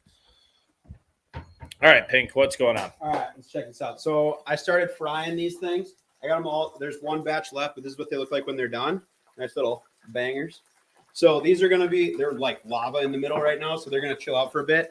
I'm gonna make a sweet and sour sauce to dip them in, and then we're gonna do the stir fry. And that's it. We're there.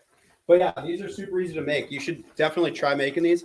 You can look up any like Rangoon recipe online too. They're all pretty similar, but it's pretty much just cream cheese with some seasoning in it and fish. So try it out. But yeah, we're gonna bash these things. Okay, now we're going back to questions. I'm gonna sift through a few here. We still got a ton of people here right now, so that's good.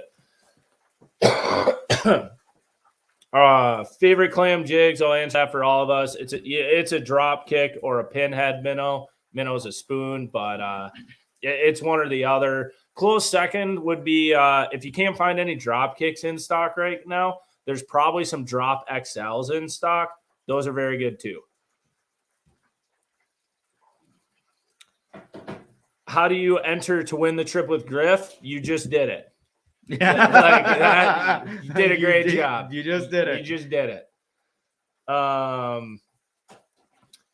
So favorite, we can all answer this now, actually. Favorite way to cook crappie that isn't fried or battered. And we've done a ton of different recipes so far this year. Personally, and I feel great about this, my roommate Jake is actually chilling here right now too, and he would definitely agree. The crappie corn dogs were the best. They were so good, and none of them got to have them. Yeah. They were awesome. They were so good. Like, if you're going to try a recipe, try the crappie corn dogs. I couldn't advocate for it anymore. And if you need any of the catch and cook stuff, you can still get that as well. But yeah the corn dogs are lit. You want to talk about that? Because that's what we're seasoning these things with.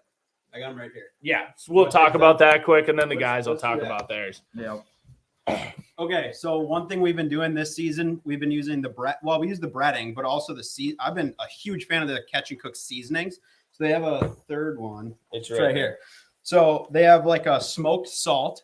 They got this garlic one called Whiteout, and then this other chipotle type seasoning. It's called like All Terrain. And those three seasonings you could literally make just about anything with. You could do like Asian, Mexican, Italian, anything. And we've pretty much only been using these seasonings, a couple like variations here and there, but the breading is really good too. But we still have a discount code for that, so you can check that out. I don't know, you probably have a link there somewhere. Yeah, it's in the description. Okay, yeah. So go to that link and use Bart 10. Is that still it? I think so. Yeah. So you It's in the description. give it a shot because I think they sell some like cool combos where it's like seasonings and breading together, and you can try all the stuff kind of in one shot. But these seasonings are crazy. I've been using them like tons, even just like at home and stuff. So Okay, so we're getting back to the charger, and Griff and Waldo can answer what their favorite ways to cook fish has been this season. But she's asking that isn't fried or battered. So Yeah. Yeah. So mine was actually from last year, and it was the crappie skewers. Actually, yeah. that was one of my most favorite ways I've ever had crappie in my entire life. It was what? How did you cook that? You want to do a little? it was super simple. Literally, all we did was cut the fish into strips, put it on some skewers, and then just brushed it with like a mayo sriracha sauce, and then did them, in a grill pan. And it's just like you got to be a little delicate with it because crappie meat's not like super durable, I'll say, so it kind of can fall apart if you overcook it.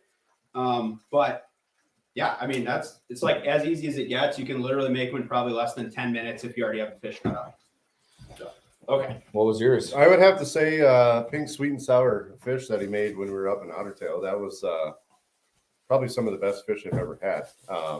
Wasn't fishy at all. I mean, you wouldn't even know when it was fish if you weren't told. Yeah, I mean that was amazing. So yeah, that was good. it was super it looks pretty simple to make, like Yeah. well, you make it look a lot simpler than it probably is. The great part about us cooking fish is none of us have to do it besides pick. Mm-hmm. I wouldn't trust anyone else doing that besides pick.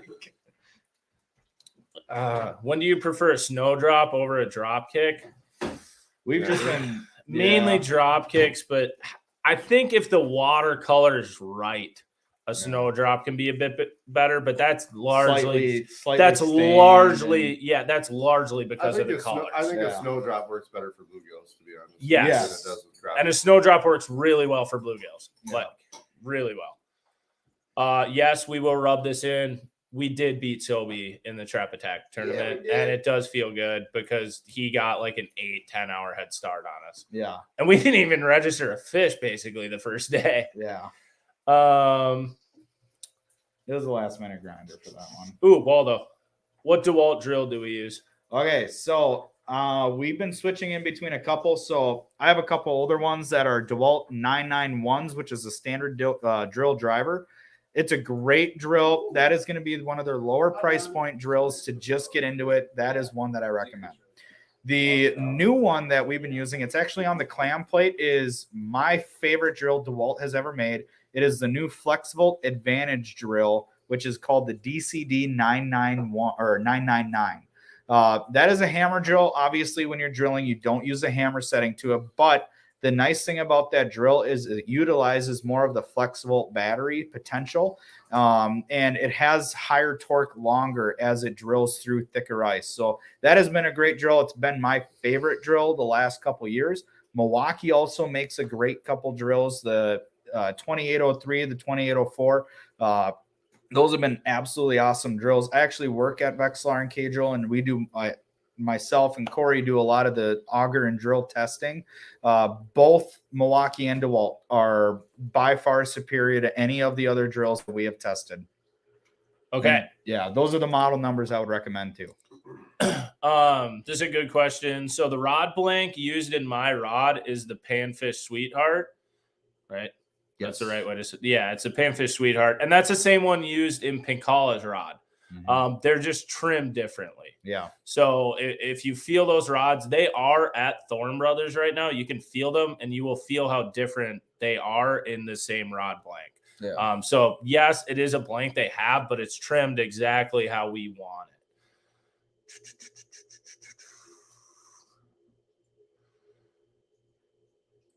it. Next episode will be Thursday. Yes. Ryan,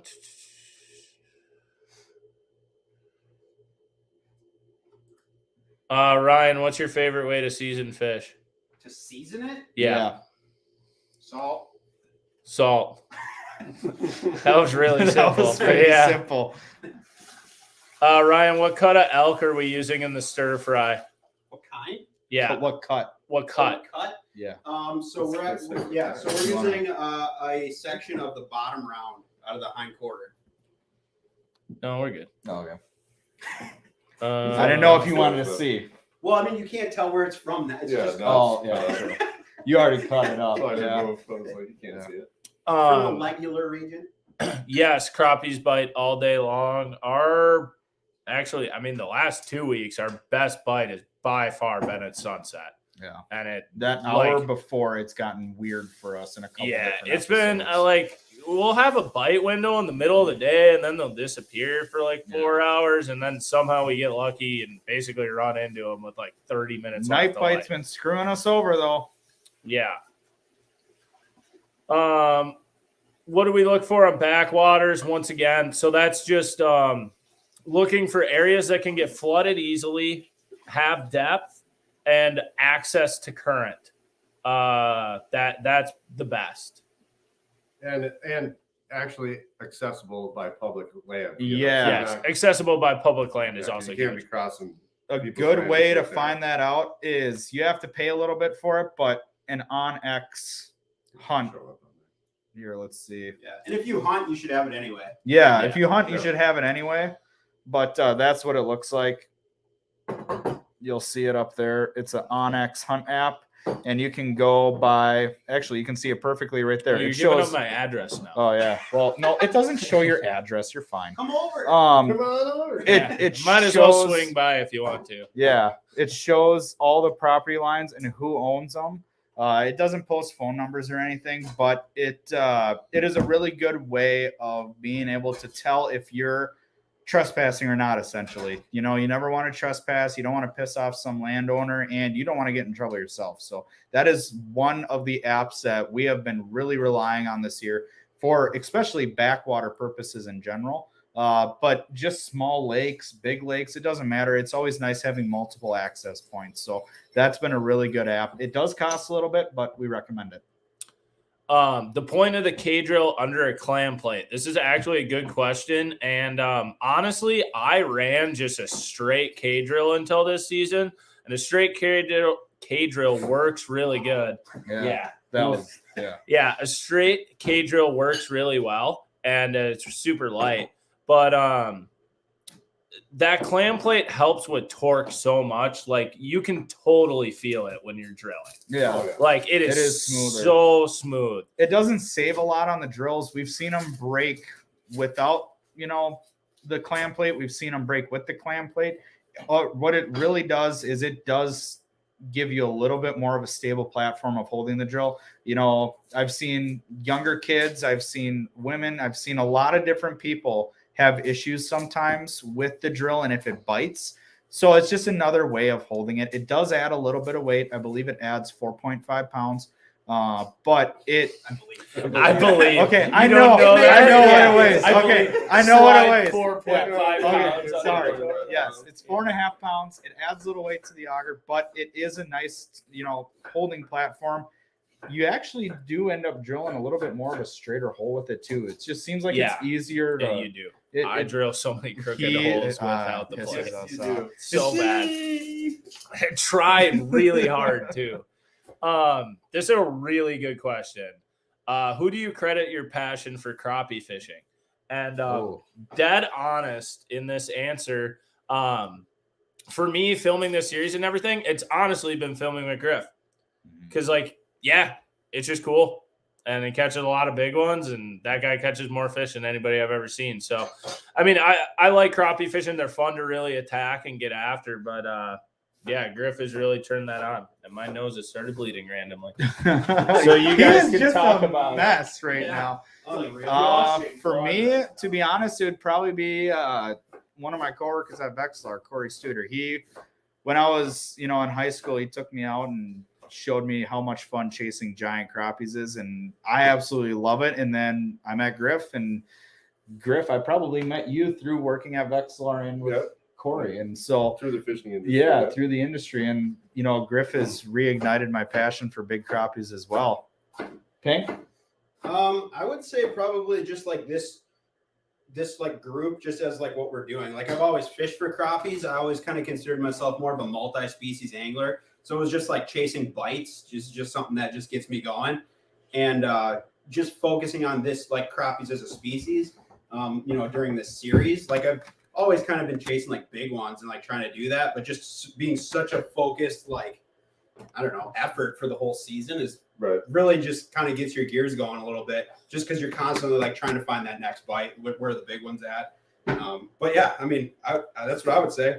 Did you say yours, Griff? It's got to be your dad. Right? Well, yeah, it was my dad. I mean, like growing up, my dad was a hardcore bass fisherman, and to be honest, that pre-fishing all the time and doing that stuff, and I kind of got burnt out on bass, and it kind of made a passion to where I wanted to learn how to catch all different kinds of species instead of just bass, which in the end made me a better angler for everything. But there's just always been a spot in my heart for crappies, and the passion is just, I've always wanted to catch giant ones, and just seeing those fish. And then some people in the fishing industry, like a Pat Roger, Mike Roger, Jack Conrad, they really helped me out with learning the plastics game, the hole hopping, downsizing your auger, being mobile, all that stuff. I mean, I used to run around with a 10-inch auger chasing crappies. I mean, granted, we were chasing giants, but you don't need a 10-inch auger, and you're just beating yourself up. But yeah, I mean, that's who I kind of contributed to. In the end, it goes back to my dad, because he kind of taught me how to fish and whatnot. But him being such a hardcore bass angler kind of made me be a crappie fisherman, to be honest with you. Talk about. Yeah. So if you guys are ordering the apparel right now, and if you go into your cart and your shipping ends up being over $60, the actual apparel itself has to be over $60. Otherwise, the code won't work. So just a heads up on that. So without the tax. Yeah. Yes. Without tax and shipping, it has to be over $60 for the code to work. Yeah, we did. That is exactly what it is. Yes. This is a good question.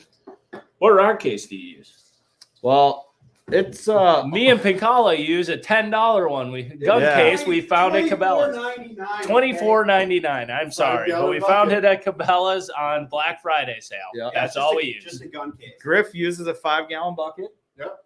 And then I have I think it's a Plano bow case, I believe, that I got on sale for like $30. I have an Ice Fishing Innovations one. I use it more for storage of the rods. And then we're trying to be light and mobile, so I just throw the stuff in a 5-gallon pail. To be honest, I don't even use it. Yeah, go click on Like I that throw it one. in the truck and that's it. Yeah. Bechtold, you got an awesome question here. So is there a reason the weed mode wasn't added to the FLX30 BB? Yes, there was. So what weed mode is a variation in pulse width pretty much when you're in shallower water, it changes the pulse width, allowing you to see your jig flicker through the weeds. The 30 BB doesn't need that because it essentially has weed mode on steroids, because it has something's happening with the cooking over there. We'll check in with Pinkala just after this, but so it's pretty much weed mode on steroids. So not only does each frequency on the 30 have its own cone angle, but each frequency also has its own pulse width. So when you are technically at 225 to 275 on your frequency range, it is going to be a more fine-tuned pulse width, giving you better separation in the weeds with your jigs. So essentially that is why we did not put a weed mode, because it already has one built in. It actually has technically 3 of them. 225, 250, and 275 kilohertz are going to be your weed mode. 300 is, but it's a little bit weaker than 275. So that's just my preferred range. This is a quick one. Do you ever use crazy bright colors like pink or chartreuse? Yes, at night. So we haven't filmed a night episode yet. So that's why I haven't seen it. We haven't found a night bite. If anyone's got a hot one and they don't mind us, so like, please tell me, because we can't find anything. Yeah, we can do this. All right, back to sharing a map. Here we go. Inside turn. What is it? This is going to be a good one. Show one of a, yeah. You want to get out of stubs? Yeah, let's do a new one. Let's do one in Crystal. Oh, Crystal Bay has tons of them. Okay. That's a perfect one. Yeah. Right there. All right. So inside turn is where deep water cuts in and the brake turns. So that is your inside turn. Or right here is even an inside turn. There's an inside turn. It's anything that it's an inside turn. I don't really know. That's really redundant. But Yeah, Walden, you can do that. Yeah, so pretty much good inside turns that I'm going to look for on a map. So let's look at a little bit shallower basin. Let's go back up to stubs. So a good inside turn, especially late ice or early ice, is adjacent to shallow water or an area where fish might spawn. So this is a big gradual inside turn right here. This is a big gradual inside turn right here where fish might be able to pull up to spawn. Those are just good areas that you look for. They're adjacent to deep water or a basin. So there's a basin here. There's a little mini basin here off of a deeper basin. These inside turns are really nice areas where we've been finding a lot of fish. So like right here, you got an inside turn, and seems like a lot of the more gradual inside turns have been where we have found more of our bigger fish this year. The super steep inside turns, such as like this right here, this would be a steep inside turn. We haven't been finding a whole lot of fish on. It's been more of these big gradual inside turns for us. But Bart, you back? Yeah. Okay. So we're going to go check in with Pinkala quick. And before we do that, so one more time to clarify on the apparel orders, because I've been getting a bunch of messages. So you can use the code LIVESTREAM, and that will get you a free hat. What needs to happen before you use that code is you have to have $60 worth of merch in your cart, and then put your hat you want in the cart too. So it'll be, I don't know, what if you have $61 worth of merch, it'll be then $86. That was fast math. That'll be $86, and you'll go to the checkout. And when you proceed to the checkout and plug in the code, it will take all the cost off the hat. So you have to have the hat in your cart when you go to checkout. But anyways, now we're going to go check in with Ryan. And thank you to all of you still hanging out. We'll keep hanging out as long as all of you are here. There's a ton of you. Yo, all right. So we're just doing the elk meat now. We're doing a little bit of wok cooking. So I'm just putting that in there. I got some potato starch and some egg on the meat. No seasoning or anything. Cooking the meat. I'm going to make the sauce with the veggies and add all the meat back. And then it's done. I got some rice already made. But if you want, I'm not going to post this recipe, but if you want this recipe, this will be the next episode of my series on my channel called The Meat Season. I already shot it. I just have to edit it, so it should be coming out pretty soon. But if you want this recipe, go check that out, and that's where it'll be. All right, perfect. So going good over there. We'll dive back into questions. Oh, actually, really quick. I'm gonna need to find this, but we'll just keep going through. So we will. It's been announced, kind of, but we'll officially announce it now on February 17th. I believe the date is. Yeah, on Thursday, February 17th, from 5 to 8 p.m., we will be having a meetup at Thorn Brothers. There's going to be show special pricing. There's going to be seminars. We will be there. Rods will be there. Merch will be there. Everything will be there. So we will be there Thursday night from 5 to 8. And yeah, we'll be giving a really in-depth seminar on crappie fishing. If you saw us at St. Paul, it'll probably be similar to that as well. But yeah, we'll comb through more questions now.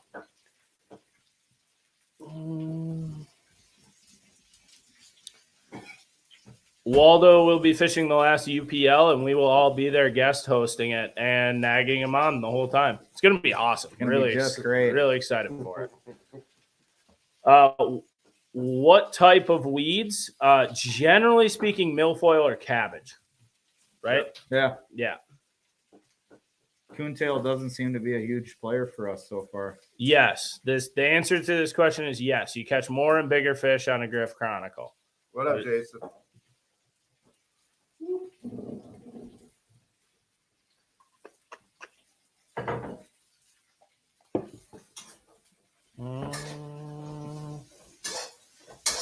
Okay, we're catching up. You say that, but the scroller's getting small. I know. If they're a crappie in late fall, 25 to 30 feet of water, fairly close to bottom, where should I look for them in the winter? Griff, you chase crappies in the open water. I don't. So they're probably swimming a lot. If they're there. They're typically going to be early ice. They're going to be pretty much right where you left them from the fall. I mean, they don't move very far. So that's usually the place that, like, I'll do a lot of open water scouting right before ice up. And wherever those fish are, you know, like they might slide up onto the closest flat, but they're going to be within that area that you found them. They won't venture too far. No, they typically don't. No. Okay. So yeah, Bechtold said this, but yeah, we stay within 60 miles of downtown Minneapolis for everything we film, except the little Ottertail County venture we did, which is explained there. But every other episode is as an eagle flies within 60 miles of Minneapolis. Haven't broken it once. Won't break it. Yeah, haven't broke it. We will not do it.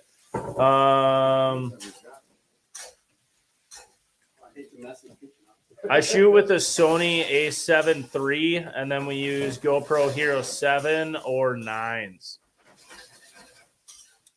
You guys can answer this one. Yeah, Silkies are awesome. We just haven't used them this year, mainly because they're incredibly hard to find. You can't get them.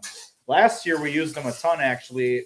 We had them in a couple backwater episodes, I believe. Yeah, so, yeah, it's been a really good bait for us. We love those. It's just they're really hard to find right now. You got that big one last year on the Silky. Yeah, I got a big one last year on a Silky. Bart got his big white on the Silky. Yeah, it was a good bait for us last year. Yeah, I mean, I had a buddy that helped me check one of the backwaters this year, and he had basically the same thing Bart had on, and with 5 minutes of us being there, he had a 15.5-inch white. So yeah. Definitely something that works. Absolutely. Bart, you want to get another question rolling? Yeah, I'll keep going. Bigger kitchen.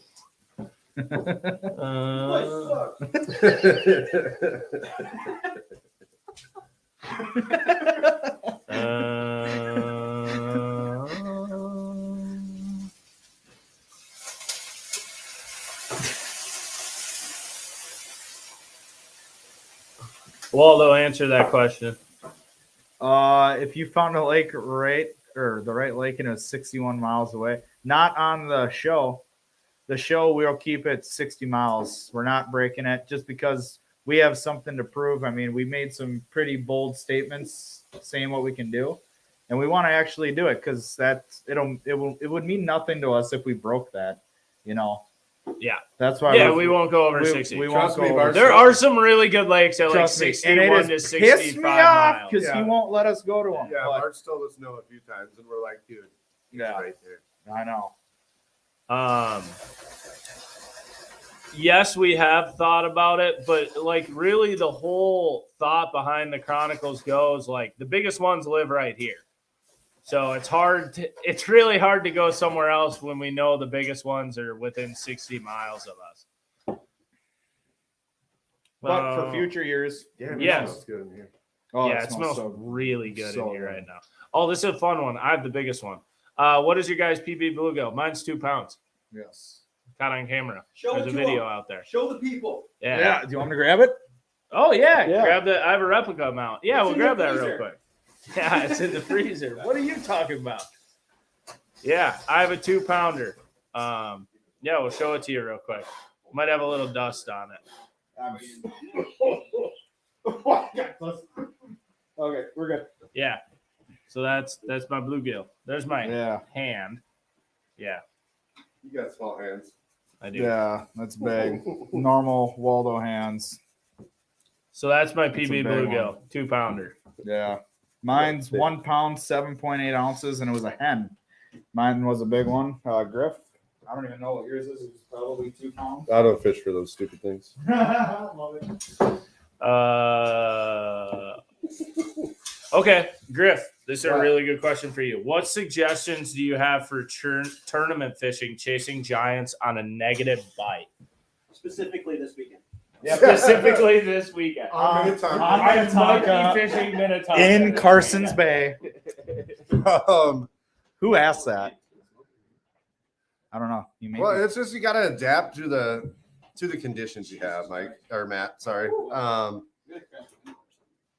I mean, that's really all you can say is like you got to adjust with what the fish are doing based Yeah. on the conditions, the whatever. You know what I mean? Like if they're negative and you were catching them on a 4 mil or a 5 mil, might need to drop down to a 3 mil. You might I'm be able to not use the sure same what Bart's presentation. doing right now, but this is great. We're letting the moonlight in, dude. We don't know what he's doing. Oh, You got to extend the pole for that. Oh, I figured you could just reach Oh, that. you walk into here and you're getting pepper sprayed. really? Yeah, we gotta get it.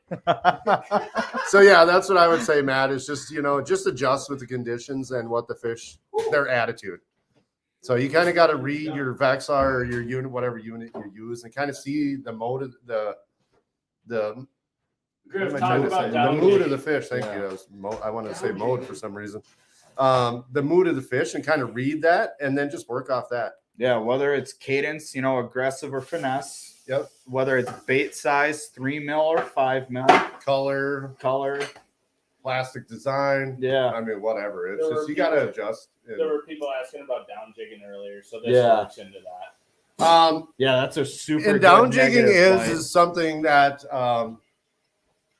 so basically everybody up jigs, it's the reverse of that, but you're controlled. So what I say is like it's a controlled fall. Yeah. Basically, you're controlling the pace that it is falling through the water column. Yeah, you're pretty much just going down like this. Yeah, and a lot of times when it's negative bite where they just kind of are sitting there, you can drop it right down in their face and just kind of work it in their face. And when it all of a sudden appears in front of them, a lot of times they just, out of reaction, just open their mouth and suck it in. That's where the tight lining Because comes into play. they don't see that a lot. And yes, and as you're dropping it down, you'll just watch your rod tip go straight, or you'll watch your line go slack. I mean, Yeah. and you just jack them and Yeah. off you go. Mm-hmm. Okay. Go back through. Ooh, I'm glad we got that window open. I'm getting maced in there. hell yeah. You like the mace? Oh, that's.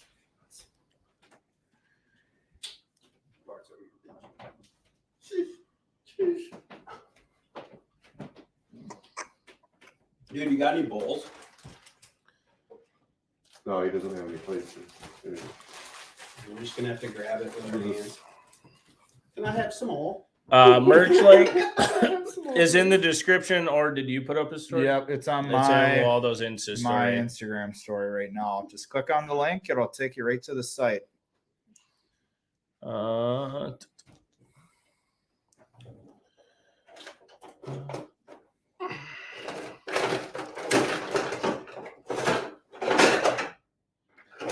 Never really into the evening bite. That's yep. Yeah, well, we haven't found one. Sunset Bite's been lit though. Yeah, we've caught some really good sunset evening windows, but yeah, it's been tough for us trying to find a night bite. We'll have a local merch sale at our Thorn Brothers meetup, February 17th. So we'll be there. There will only be a couple things there though. If you want one of those blue sweatshirts, we're having them ordered for the next 36 hours, and that's it. So if you want one, you need to get them now. Yeah.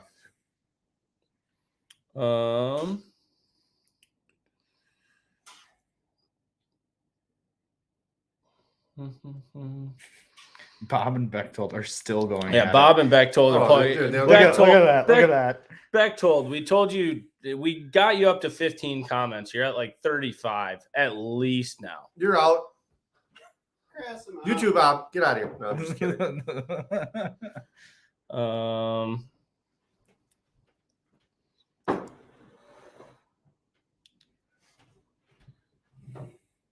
Man, I am trying to find one right now.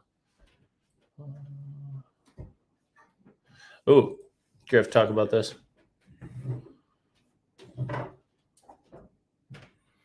Yes, sometimes with that finesse. Well, the reason I use two hands is I get a little excited when they come in and I start shaking a little too hard.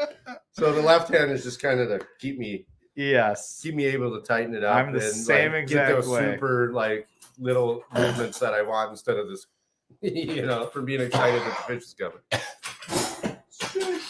If you want to book a guided trip with Griff, there is info in a couple of the episodes, or you can go to his Instagram, Facebook, or email. It's all linked down below. Just go contact him. He'll get you out. Yeah, we're working on everything right now, but yeah, just plug it in with the hat and everything. You'll get a free hat tomorrow. I can promise you that. Yeah, all 23 of your 18s have come out of 60 miles a year. 20 miles? 20 miles. Yeah. Yeah, so, they've all pretty much came in one general area. Yeah. So, yes, the answer to that is yes. All 20-something of them. A lot of lakes in that 20-mile ring. Better pick well. I caught them all, so they're in that list. They don't. Yeah. They were released. In the last episode, we did use live bait. We do on tip-ups, obviously, but Waldo and I got into a pretty good blade jig bite at the end. Yeah, fathead minnows can be a really good large crappie bait. They love fatheads.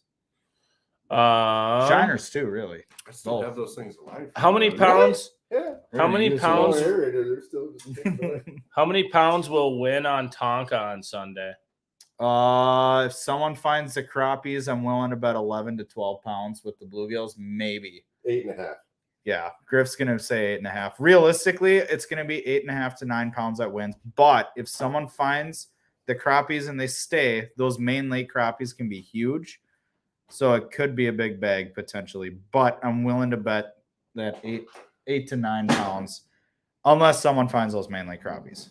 Yeah, and the gills. What gills you choose to chase, If you choose the wrong ones, you're only going to be looking at like 6 pounds. Yeah. Oh, this is a Pink. If you watch like the first 6 episodes, Pink caught all the big fish. Yeah, So I don't know. This Pink has caught most of the big fish all year. Yeah. Waxworms. The wax. They actually spears them. I can't believe nobody's seen the holes on the side of them. Well, which one's from his dog or from Yeah. Harvest. We should check in. I with know Pink. it. What, you got everything done? Oh, yeah. Checking Yeah. in? Yeah, All right, we're here ready. we go. Here we All right. go. Let's see what Pink cooked up for us, guys. We're going to dive into some food here in a second, probably log off shortly. But All right, what so do here's what we got. going on? I don't know. Can you tip it down more? Yeah. So we got the crappie rangoons done, sweet and sour sauce. I already got one. I've already been smashing this. But then we got this right here. This is that crispy elk chili right there. Chili crispy elk, whatever. Little rice. We're smashing. Eat it. Yes. Waldo's going to eat most of these anyway. Oh, yeah. Can I dig in? I don't care. All right. Here we go. Hey, Bart, taste test right now. Yeah, Waldo taste testing. He'll come. Here we go. Oh, yeah. Do I just dunk it? You want to smother that? You're eating it. Okay. Perfect. Okay, here we go. Get in ya. Oh, yeah. Oh yeah. Yeah. Very nice. Yeah, you guys need to check that recipe out. This is very That's nice. the absolute deal right there. Here's what we're working with. Oh yeah. Mm, Oh yeah. Mhm. There it is. yummy. Wow. Ain't mad at that. Mhm. Dude. Pinhead minnow, we largely fish plain. No bait. No bait. No bait. You don't need it. Yes, catch and cook is from Jay Siemens, Jay and Josh. It's really good stuff. Ooh, this is an awesome question from Don Cox. This is by far the best question we've gotten. Who requires the least amount of editing? And that is Ryan Pinkala 100%. by a landslide. Yeah.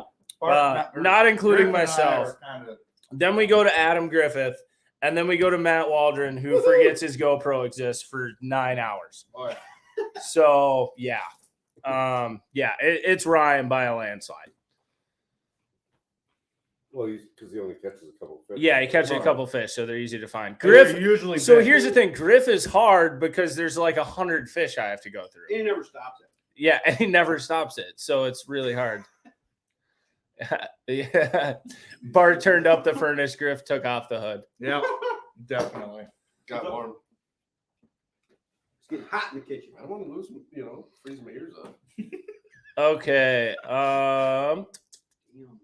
Okay, what we're gonna do real quick, I need to eat something real quick, and then I'm gonna comb through these questions. We'll be back in a sec, and yeah, we'll check in and sign out with all you.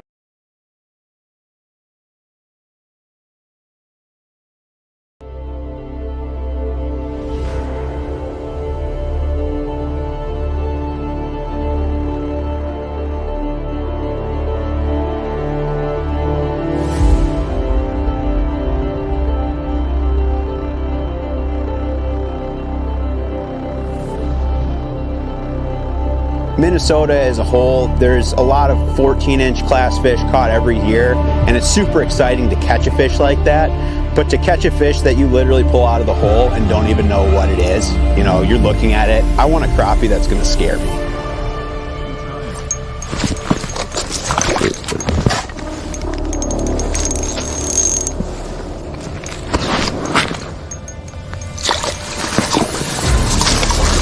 We got her, Bart. We got her, buddy. Get right. Boom. That's a giant.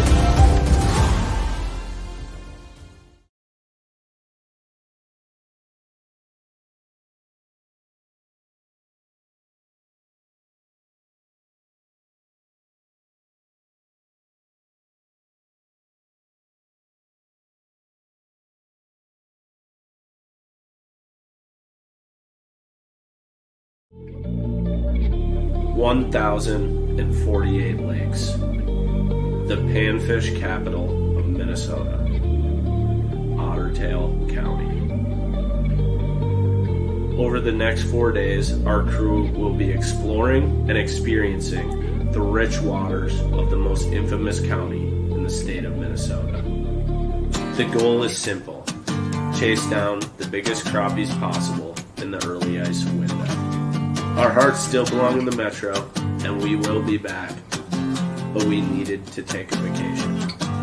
So come join the party. First ice is here. We are in Ottertail County.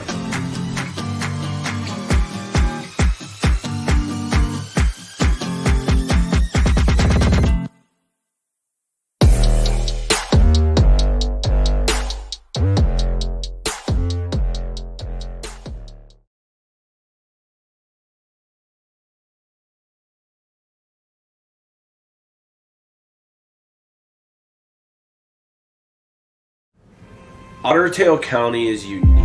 Crappies that are just absolutely built to the max. You'll notice that a lot of the fish are heavy, like for how long they are. 1,048 lakes. You can keep jumping. If one's not good, go to the next one, go to the next one, go to the next one. And eventually you're going to run into something that's pretty epic. Oh my God, that's a good one today. Oh, look at the height on that. Give me some. Look at that. Double bombs. Get ready, boys. Get ready. Get a rod ready. Somebody get a rod ready.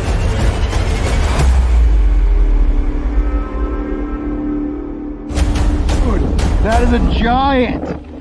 Oh my god. Oh, look at that thing.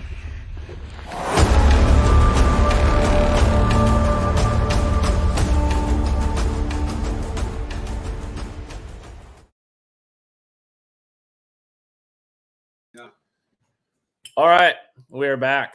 And yeah, getting back to a few more questions.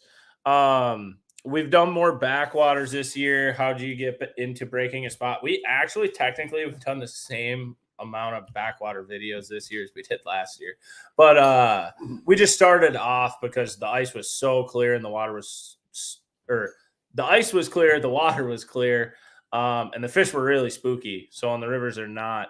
Breaking down a spot, honestly, you just drill until you run into them on a river. You're just looking for current, eddies, seams, or where they're moving through more than anything. And they relocate about every day on the back. Yeah, and they relocate a lot.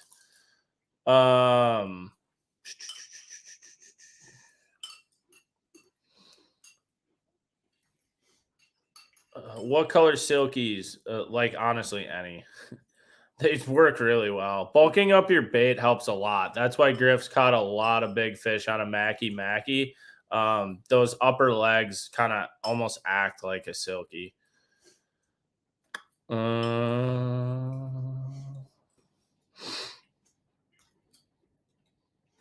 Okay. Do you plan on doing similar series for other species? In terms of ice fishing, I don't know. You like all of you really just need to tell us what you want to see. Crappies seems to be the best one around. Yeah, say lake trout. Say lake trout. Say lake trout. Wink, wink. We will do lake trout. But yeah, I mean bluegills, walleyes, it's tough. A lot of people ask for walleyes. I mean, walleyes are where you think they are. They're where fishing shows have been filmed the last 20 years. That's really the way it is. But in terms of other species and series, there will be another series after this one, actually. Just a little bit of a teaser. There's a new series coming out after this one that'll be really sick too. But we're only halfway through this one, and we still got to get an 18. So,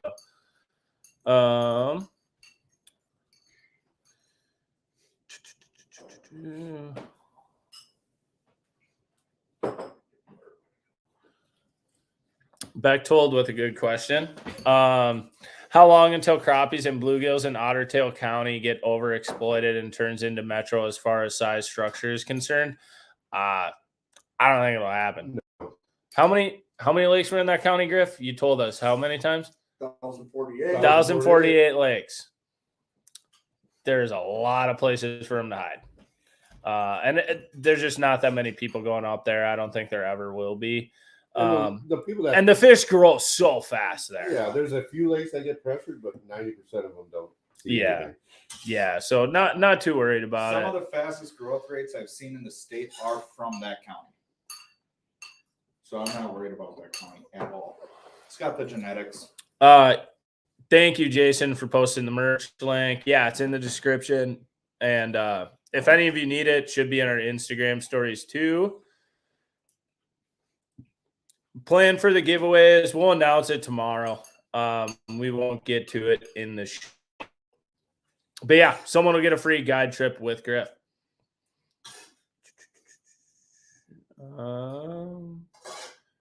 Okay, we are almost caught up now. Ooh. How do you keep a pinhead from tangling when aggressively jigging? Does fluoro or mono help most? No. Nothing does. It just happens. It just happens. You just kind of got to deal with it. How many times this year has it really happened? Maybe Not a two. One, two. Yeah. Okay. Actually, Waldo, here, take this one. All right. That's a good one. Pink, you can help out with it too. I'm gonna carve some food. Compare and contrast my rod versus Pink's rod. I mean, they're completely different. Oh, yeah. They're not even similar. So mine's more of a noodle rod, where it's more of a sight indicator on whether the fish has it or not.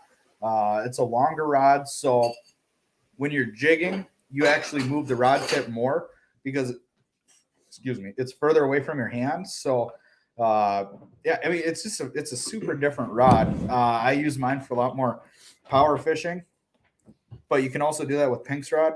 Pink's rod, I mean, Well, I would say mine, the difference is like Waldo's rod is very tip sensitive and there's a lot of backbone. yeah, Like the last was like 8 inches of rod. yeah, It's just like it'll fold down when you hook a fish. yeah. On mine, it's the tip is more stiff. So like when you're jigging, it doesn't flail up and down. It's pretty straight and it just bangs up and down like that. And when you get bit, sometimes, excuse me, if it's really strong bite, you'll see it tick down like with the blade jig thing. Yeah. It gets rocked. Yeah.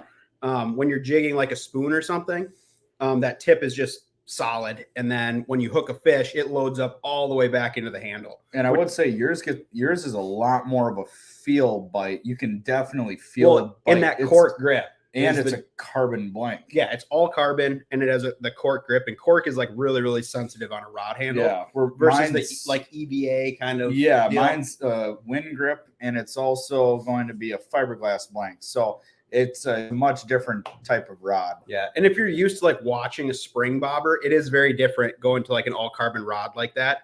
But once you catch a few fish on it, it's pretty sweet. Bart, you got another one? I'm looking here. I'm coming. Yeah, I'm gonna let you look through. You pick good ones.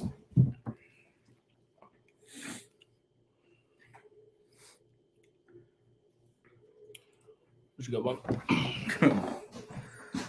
Everyone knows how important it is to release a bigger fish. Can you explain to us what it is needed to get a replica made? Picture? Yeah. You would be better at that. You do. So yeah. So if you're gonna do a replica, generally all you need is like a photo of the fish or whatever, and then a length measurement and a girth measurement. Most like taxidermy places that do replicas like that generally have like molds, so they'll probably pick one as close to whatever your measurements are as possible, and then honestly, on that, it just comes down to who you think does the best artwork, really. I mean, there's a lot of good ones out there, but a replica is all in the paint.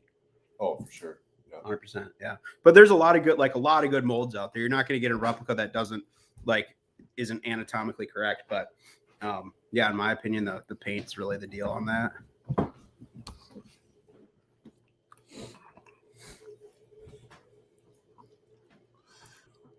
Okay. I'm gonna wrap it up. Tap it out. We can soon. Yeah. When's Jay Siemens going to be a guest host? Whenever Jay will come down to the Twin Cities, Jay is always welcome. Got to get out of Canada first.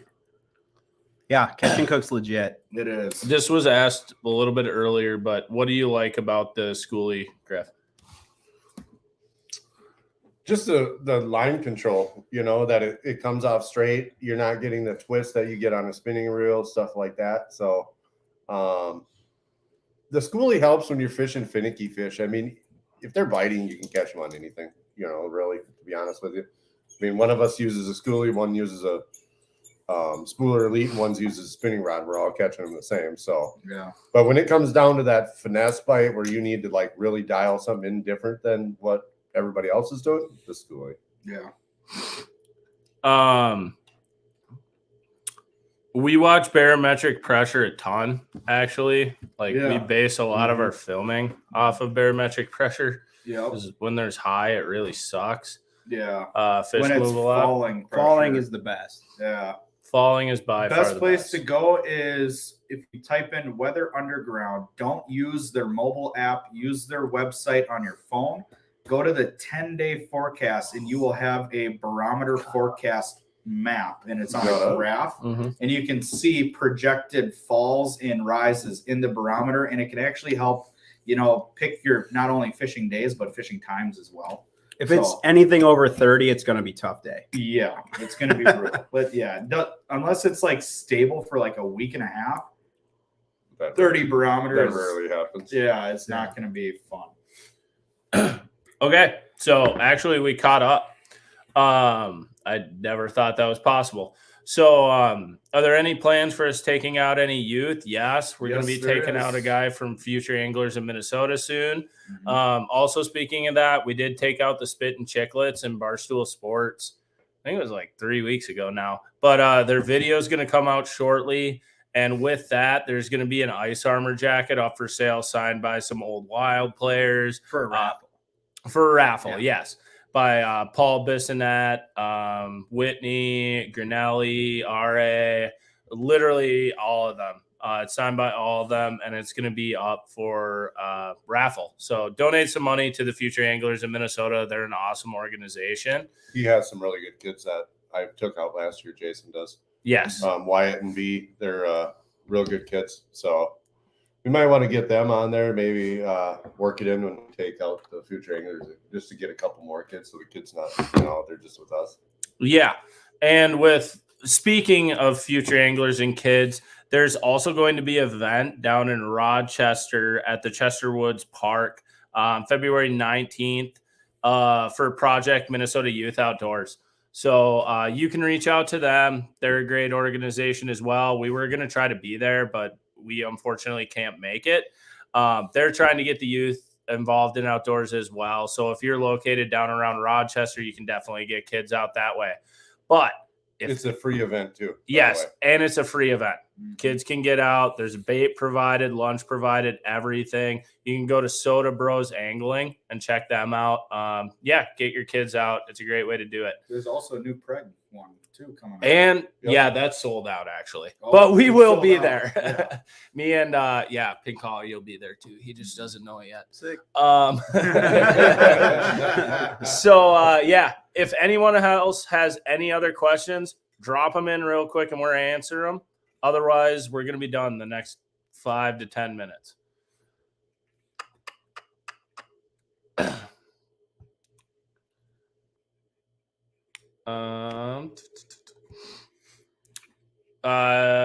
Sobe's busy doing all his stuff, so we probably won't meet up with Sam, but he's a really good buddy He of can't ours. catch big crappies anyways. Yeah, he's catching 14s. Those little guys. Yeah, we only got one bigger than that. So two. I got a 15. I did get a 15, but we're gonna get an 18. We're gonna keep working hard. Well, we're halfway through the year.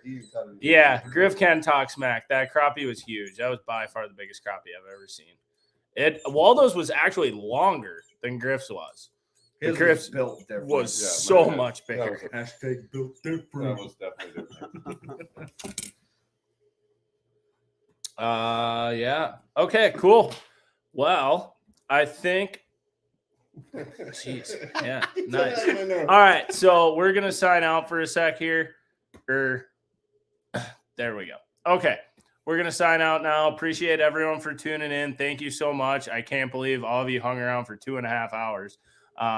We will try to get another episode out ASAP. We'll be out fishing this weekend. And, we'll see y'all around. Remember, the merch sale will be going on till the end of the day tomorrow. If you have any issues with your orders or anything, message me. We'll get it all taken care of. But you will get a free hat. Just get it your order in.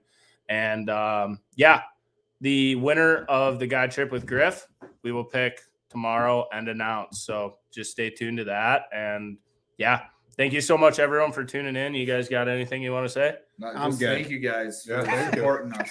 We appreciate it. Yeah, I need to eat some of Ryan's food. So bye. We'll chat with you all later. Thank you so much.